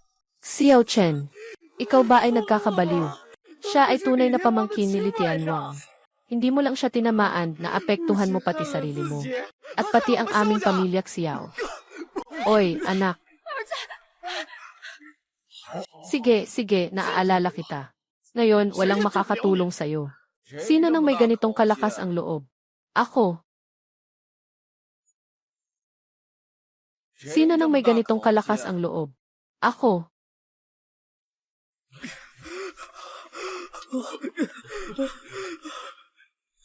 Tito, dumating ka rin pala. Tio, yung batang ito sa salu-salo. Nagsusumigaw at nakikialam. Magbibigay lang ako ng ilang salita. Hinampas niya ako. Tio, kailangan mong pagdesisyonan para sa akin. Ang ibig mong sabihin, nasisigaw siya sa kasiyahan at nakikialam ba? Kung hindi, bakit ko siya haharapin? At sinabi ko na sa kanya, ako ay pamangkin ni Li Tianwang. Ngunit sinabi niya, anong kalokohan, Li Tianwang? At pagkatapos ay sinaktan pa ako. Ito ba ay sinaktan ako? Siyempre, ito ay sinampal ka sa mukha. Ikaw ang nagsasalita ng kalokohan, ikaw ang unang nang akit sa akin. Ako, kakakong lang ang pumatay sa'yo. Wala kang kwenta, kahit na may ilang ganda ka. Pero hindi pa umabot sa puntong na magpapakita ako ng hayagang pang-aakit. At saka, maraming tao dito sa paligid na pwedeng magpatotoo para sa akin. Ako ang magpapatotoo. Ikaw, anong nangyayari sa akin? Sinasabi ko lang ang totoo. Lumuhod ka. Naririnig mo ba? Si Li Tianwang ang nagsabi na lumuhod kayo. Sinasabi ko, lumuhod kayo. At ikaw rin. Luhod at humingi ng tawad. Uncle, siya ang unang bumugbog sa akin. Pinapapaanong mo akong lumuhod at humingi ng tawad. Nagkakamali ka ba? Hindi ako nagkakamali, ikaw ba ay luluhod o hindi? Pasensya na, ako'y may mata ngunit walang nakikita. Hindi ko dapat ikaw ay ininsulto. Humihingi ako ng tawad. Ito lahat ay nararapat sa iyo. Tapos na ito. Simula ngayon. Tanggalin ka sa iyong tungkulin bilang pinuno ng mga tagapagtanggol. Agad na pumunta sa harapan para mag-ensayo ng 3 taon. Kung makakabalik ka ng buhay, babalikan natin ang ating nakaraan. Tio, hindi. Mahal na Ginoo. Ako ang nag-iisang anak ng iyong nakababatang kapatid na babae. Hindi mo ako maaring tratuhin ng ganyan. Huwag kang mag-alala. Bago ka umalis, pipilitin kitang bigyan ng anak para sa aking kapatid na babae. Dalhin siya. Hindi mo ako maaring tratuhin ng ganyan. Guro, tiya, masaya ba kayo sa ganitong paraan ng paghawak? Ang taong ito ay guro ni Haring Li. Ilan taon na siya? Siya ang maliit na guro ni Haring Li.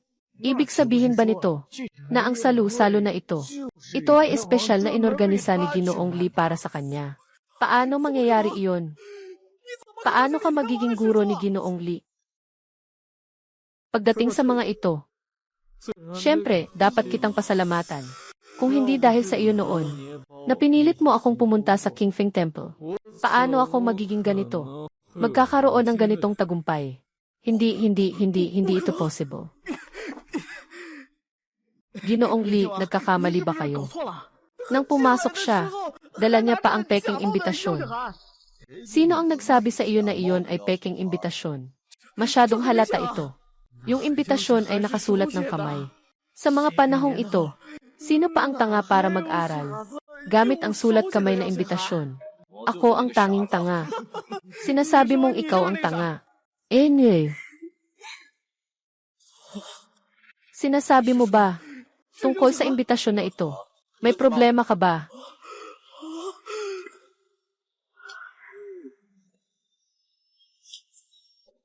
Akala ko kakarating ko lang sa bansa ng Summer. Nakita ko na agad ang ganitong kawili-wiling eksena. Ito ang sinasabi ninyo sa bansa ng Summer. Pagpapakasasa sa kapangyarihan. Tama ang sinabi ng guro. Ito ang pagpapakasasa sa kapangyarihan. Pagmalaki sa mahina, nadagdagan ang kaalaman. Anong sinasabi mong kalokohan, maliit na bata? Sobrang yabang ng batang ito. Salamat at nasa lipunan tayo ng batas. Kung hindi, kukunin ko ang baril. At lahat sila'y papatayin ko. Kapatid, ang taong ito ay si Yamamoto Ichiki. Isang dakilang guro mula sa bansa ng mga isla, huwag maging padalos-dalos. Ano bang kahalagahan ng dakilang guro? Ikaw na ang dakilang guro, di ba? At saka, siguro ay. Sinasabi ng lahat na ang Daxia ay isang bansa ng mga ritual. Ngayon, mukhang hindi naman ganon. Yamamoto Ichimu, narito tayo sa Daxia. Mas mabuti pang huwag kang maghanap ng gulo. Sige na. Kung ganito na nga, diretsong sabihin ko na. Alaynan. Ito ay mga nakaunang dati kong disipulo. Sa labanan, nakuha niya ito. Maaaring ituring na naibalik na sa may-ari.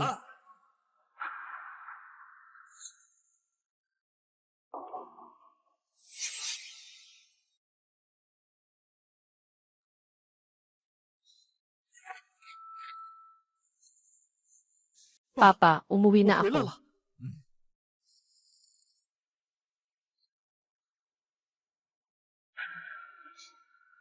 Ano nang nangyari?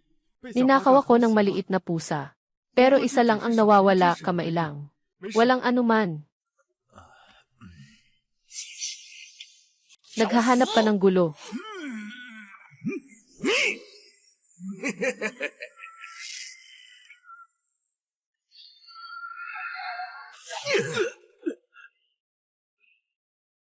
Naglakbay ako ng malayo para makipagbisita sa inyo.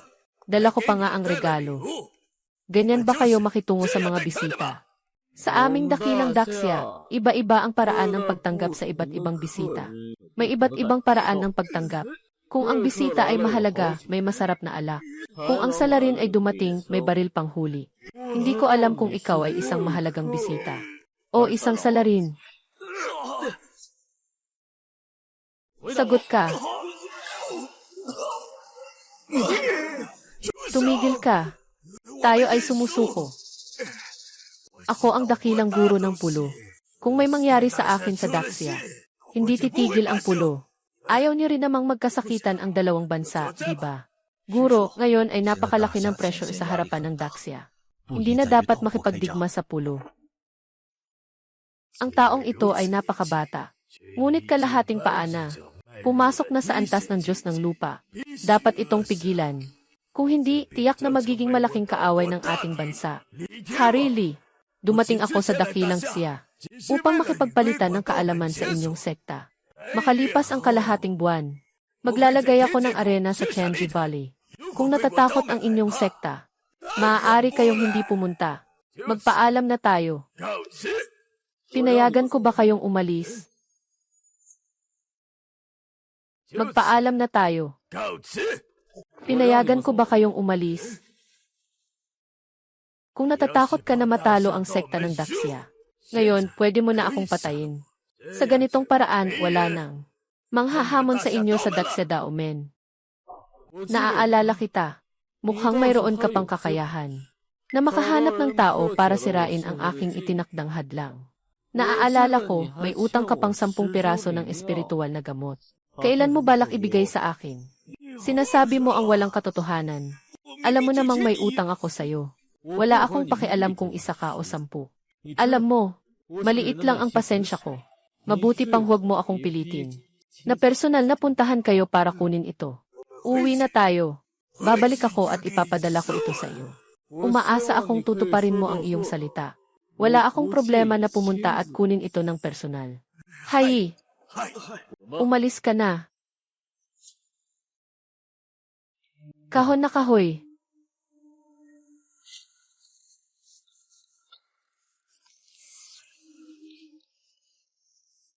Guro, ito. Ang aktibidad ng putol na braso. Maaaring manatili lamang ng 24 na oras. Mabilis na bumalik at kunin ang iyong anak. Hindi ko maipahayag ang aking pasasalamat sa iyo, Guro. Sa hinaharap, umalis ka na. Narinig ko na ang mga salitang iyan ng hindi bababa sa 100 beses. Kailan mo ba ito tinupad? Mabilis na umalis ka na. Huwag kang magpakita dito. Guro, ako. Sige, pumunta ka na. Mas mabuti na may kasama ka. Kung may problema, makipag-ugnayan ka sa akin anumang oras. Sige, aalis na ako. Ay. Anak. Ano? Nandyan ang anak mo. Huwag kang mag-ingay. Mabuti na lang at mabait ako. Kung hindi, subukan mong palitan ako. Tara na. Xiao. Baka.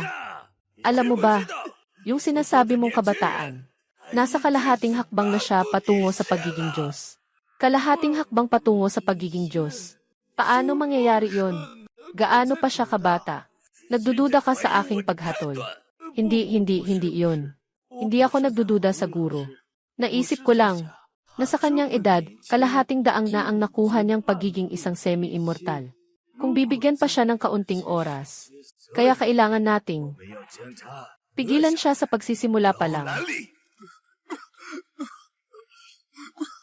Isang sirang manhole cover.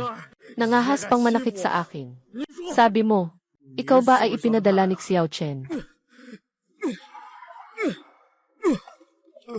Anong ginagawa niyo?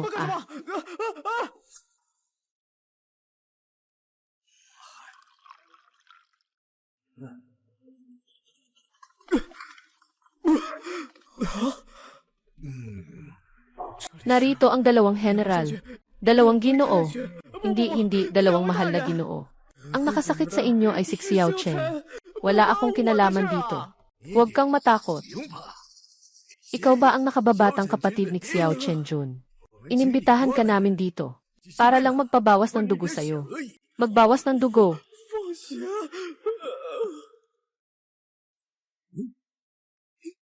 Bakit siya nawalan ng malay?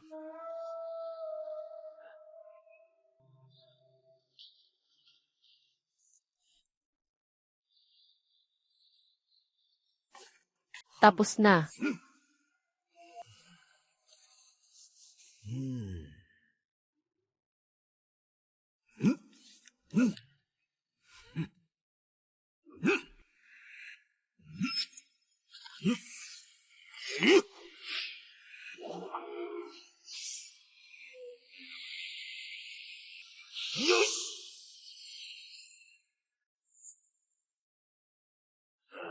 Guro, ayos na ito. Ito ang aking paraan ng paghuli ng buhay gamit ang pulso. Nakabatay sa ugnayang dugo. Pumatay ng hindi nakikita. Basta may kaugnayan sa dugo kay Xiaoye. Sa loob ng 3 araw, tiyak na mamamatay siya. Si Xiao Chen na iyon. Walang duda na mamamatay siya. Pero si Xiao Chen ay isang kalahating hakbang na Earth Immortal. May silbi pa rin. Kahit na kalahating hakbang lang siya na Earth Immortal. Kahit Earth Immortal pa siya, mapapaso pa rin siya. Noong mga dekada na ang nakalipas, ang guro ko ay gumamit ng ganitong paraan upang pumatay ng isang Earth Immortal mula sa Daxia. Ang paraang ito ay ginamit sa kanya. Maaari na rin siyang maging mayabang.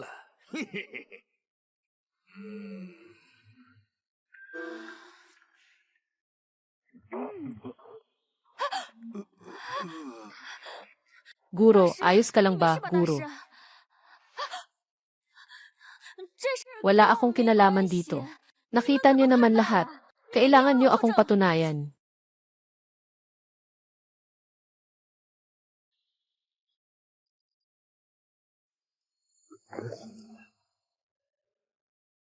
Hindi ba ito mahahalata?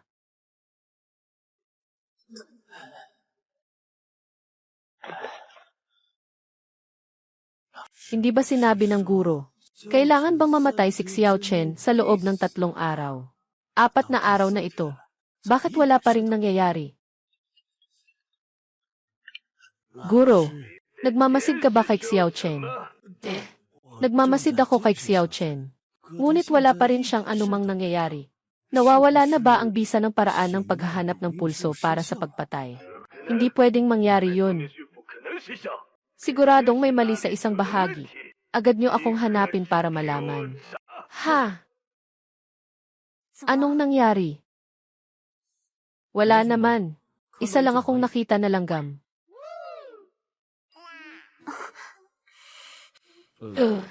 Yung pendant mo, mahalaga ba ito sa'yo?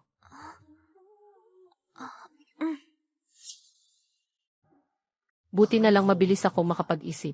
Alam mo ba kung sino ang nagbigay sa'yo nito? Hindi ko na matandaan. Alam ko lang, mahalaga sa akin ang amulet na ito. Kung ayaw mo naman, pwede ko namang itago ito.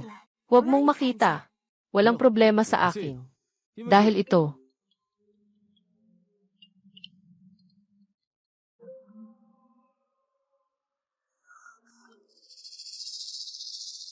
Ginoong Xiao, kung wala ka ng ibang sasabihin, ako na lang magpapaalam. Iyong kapatid, nawala si Xiaoye. Yung manghula noon, patay na rin. At ano ngayon? Ikaw ba ang may gawa nito? Buhay o patay sila? Anong pakialam ko?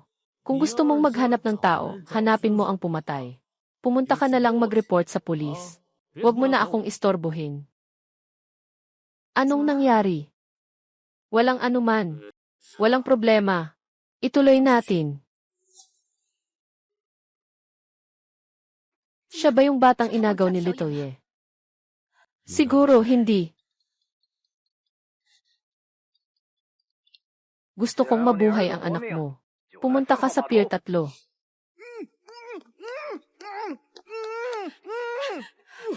Ayos lang ba? Sino ang nagdukot sa'yo? Huwag niyong sisihin ako. Kung may sisihin, sisihin niyo ang sariling anak niyo, na pumatay sa tatay ko. Kaya gusto kong gawin ito sa inyong pamilya. Lahat ay ibabayad ng tatay ko ng buhay. Tatay mo, anong ibig mong sabihin? Hindi ba sinabi sa inyo ni Xiao Chen?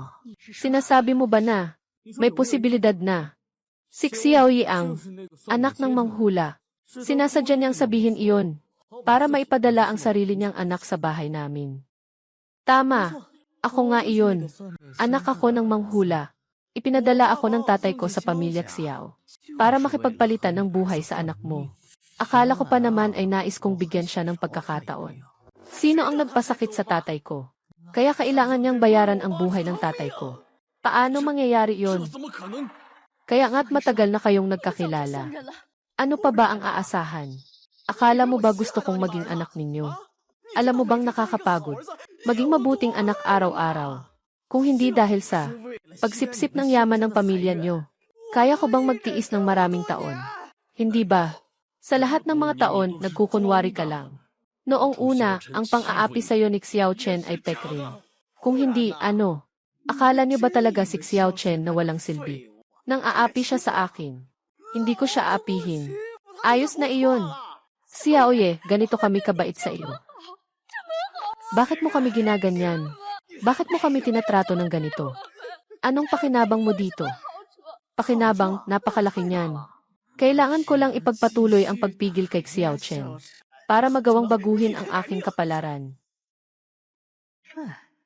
Sasabihin ko lang, kung hindi dahil sa inyong katangahan, hindi rin magiging maayos ang ating plano, na ganito kadali ang pag-usad.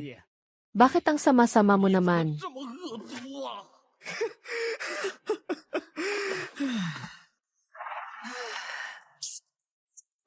Kung pag-uusapan ang kasamaan, hindi ko kayo mahahabol.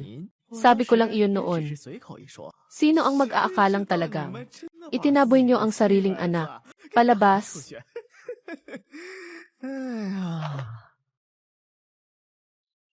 Papatayin kita, ikaw na walang hiya. Akala mo ba ako si Xiao Chen noong bata pa? Na pwedeng bastusin. Kung gusto mong manakit, gawin mo na. Ikaw, Ginoo Yamamoto. Nakuha ko na ang tao. Yung bagay na pinangako mo sa akin dati. Mag-alala ka. Si Xiao Ikon. Para sa kontribusyon niya sa Imperyong Oshima, hindi malilimutan ng aking imperyo ng Dako. Bakit ka nagtatangkang makipagsabuatan sa mga tao ng pulo? Tao ka pa ba? May isang sinaunang kasabihan sa ating Daxia na nagsasabing ang mga marunong makilala sa panahon ay mga henyo. Ang pakikipagtulungan ni Xiao Yejun sa amin ay isang matalinong hakbang. Ang lahat ng gusto niya ay kaya naming ibigay. Maaari rin kayong impossible. Kahit na mamatay ako, hindi ako makikipagtulungan sa inyo, mga maliit na tanga. Magsawa na kayo sa pag-asa. Huwag masyadong siguradong magsalita. At saka, gusto ko lang. Kailangan ko lang ng kaunting dugo mo. Huwag kang mag-alala. Matapos kong makuha ang dugo, palalayain ko kayo. Huwag kayong magulo. Kung hindi, babarilin ko kayo.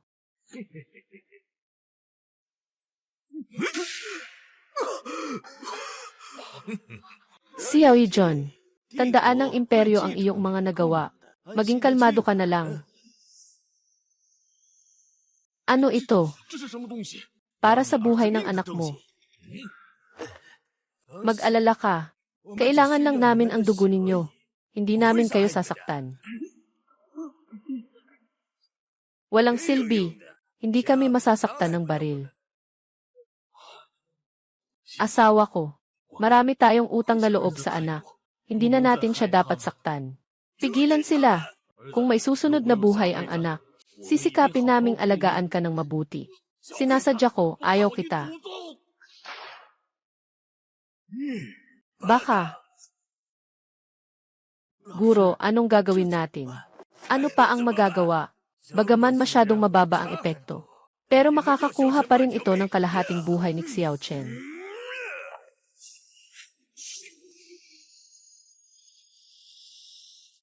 Gising ba siya ng maaga araw-araw? Ganito siya sa mga nakaraang araw. Tinuruan niya ako ng ilang teknik. Pakiramdam ko, mas magaling siya kaysa sa guro ko. Sa ilang sandaling salita, naging napakalaki ang aking natutunan. Pakiramdam ko kung makalipas ang kalahating taon. Siguradong malalampasan ko ang antas ng mystery. Ay, tama na. Saan siya nakatira nitong mga nakaraang panahon? Hindi ba kayo nagsasama?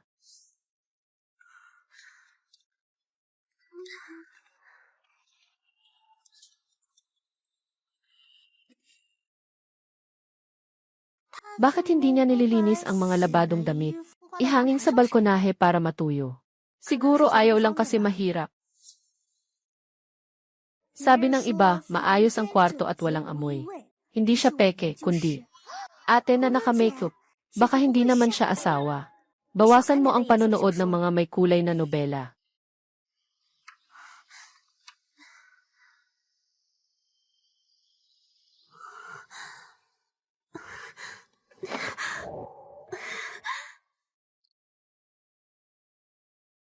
Ate na naka-red makeup. Ito ang iniwan ng lolo ko sa akin. Ang anting-anting ko. Kapag wala ako sa tabi mo, ito ang magpoprotekta sa'yo.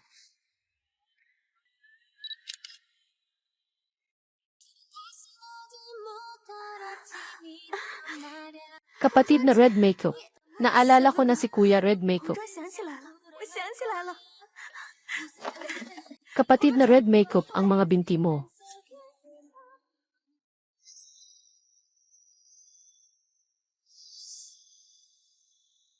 Si Kuya, ikaw ba iyon? Kuya, anong nangyayari sa'yo? Ako si Hong Zhuang. Naalala ko na lahat. Magising ka na agad. Kiki, tumawag ka na ng 120. Tawag ng ambulansya. CJ. Hello, 120. Kuya, anong nangyari sa kanya? Ayos lang ba si Little Uncle? Dr. Wang. Yung asawa ko. Hindi ko rin alam. Paano mo naman hindi alam? Paano ka naging ganitong magandang doktor? Bakit mo ako masisisi? Sa ganitong sitwasyon, kuya mo. Ito ang kauna-unahang pagkakataon kong makatagpo nito. At mukhang hindi naman siya sakit. Hindi ba't hindi siya sakit? Baka naman nakulam. Bakit ka nagmamadali? Hindi ko pa nga natatapos magsalita. Mukhang hindi rin naman siya nakulam. Hindi ito sakit. Hindi rin ito lason. Kaya ano nga ba ang nangyayari sa kanya? Kung alam ko lang kung ano ang nangyayari. Mag-iingay lang ako ng walang kwenta. Kung nag-aaral lang sana ako ng medisina noon. Tumahimik na tayo. Tumahimik na tayo. Mahalagang bagay ay ang iligtas muna ang tao. Tita, huwag ka ring mag-alala. Kahit na ang maliit na guro ay nawalan ng malay. Sa ngayon, wala namang panganib sa buhay. Babalik ako sa Qingfeng Temple ngayon. Mangyaring tulungan mo kami, guro. Siguradong may paraan ang guro. Mababalik niya siguro na nakababatang kapatid. Sama ako sa'yo.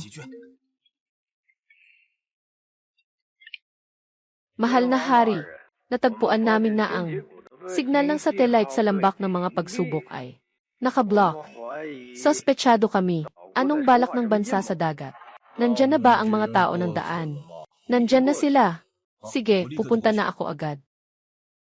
Sige, magpunta ka na. Mahalaga ang mga usaping pambansa. Nandito lang ako, guro. Huwag kang mag-alala.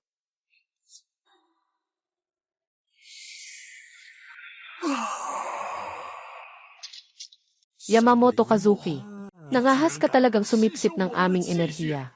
Para sa iyong sariling kapakinabangan. Hindi ka ba natatakot sa paghihiganti ng Daxia? Bakit ako matatakot? Kapag patay na kayo, sino ang makakapagpatunay na ako ang pumatay sa inyo? At saka, kapag natapos ko ng sumipsip ng inyong dugo, maging tunay na Diyos sa lupa, ako ang nag-iisang tunay na Diyos sa mundo. Sino ang may lakas na humawak sa akin? Nabaliw ka na. Tigilan mo. Yamamoto Kazuki, tigilan mo agad. Kung hindi, wala sa inyo ang makakaligtas. Mabuhay at umalis dito. Mas mabuti pang alagaan mo muna ang sarili mo. Pumutok ka.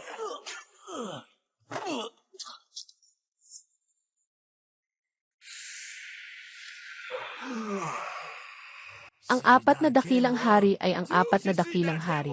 Hindi ito maihahambing sa mga basura. Dahil nandyan ka, mas malaki ang pagkakataon kung makalampas sa mga mortal na Diyos. Mas magiging malaki pa ito. Ito ang kalamidad mula sa langit. Yamamoto Iki, ang kalamidad mula sa langit ay para lamang sa sarili mong pagharap. Mas mabuting palayain mo kami. Kung hindi, mamamatay ka sa ilalim ng kalamidad mula sa langit. Sino ang nagsabing ang kalamidad mula sa langit ay para lamang sa sarili mong pagharap? Noon, medyo natatakot ako. Pero nang dumating ka, iba na ang lahat. Sige na. Ipapakita ko sa'yo. Gaano kalakas ang kalamidad.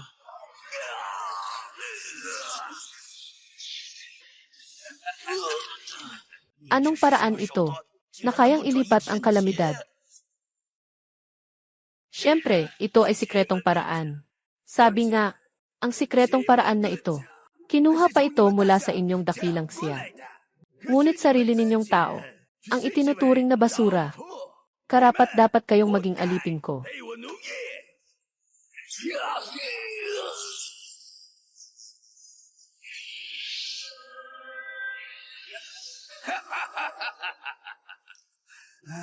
Ito ang lupain ng mga Diyos. Ngayon, nasa panganib ang dakilang siya. Simula ngayon, ang inyong dakilang siya ay ganap na susuko sa aking mga paa. Ang sumunod sa akin ay magtatagumpay. Ang laban sa akin ay mapapahamak. Talaga ba? Paano pwedeng mangyari iyon?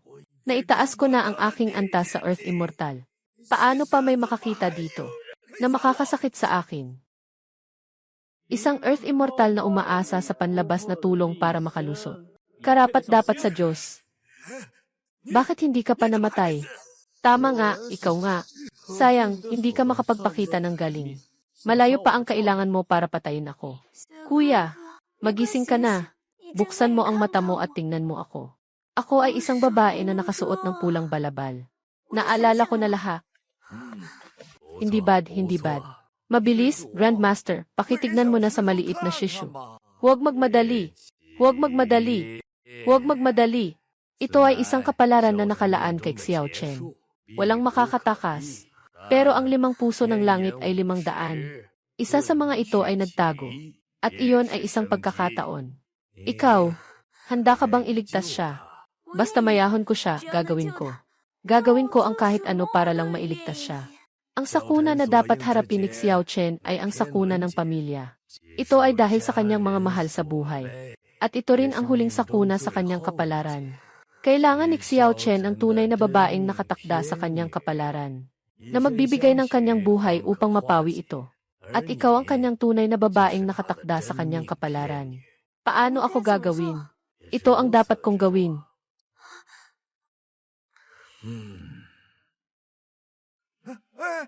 Grandmaster, hintayin mo ako.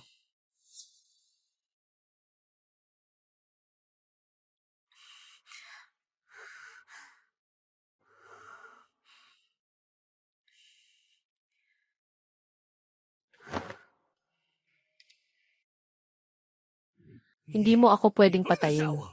Ako ay taga-ibang bansa. Kung mapatay mo ako, hindi ka palalampasin ng bansa namin. Kung mapapatay ko kayong lahat, sino ang makakaalam na ako ang pumatay? Ako si Xiao Chen, isang espiritu mula sa Daxia. Maghanda kayong lahat sa kamatayan.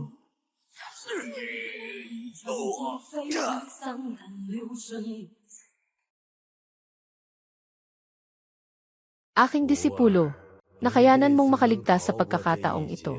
Maliban sa pulang damit, dapat mo ring pasalamatan ang iyong mga magulang.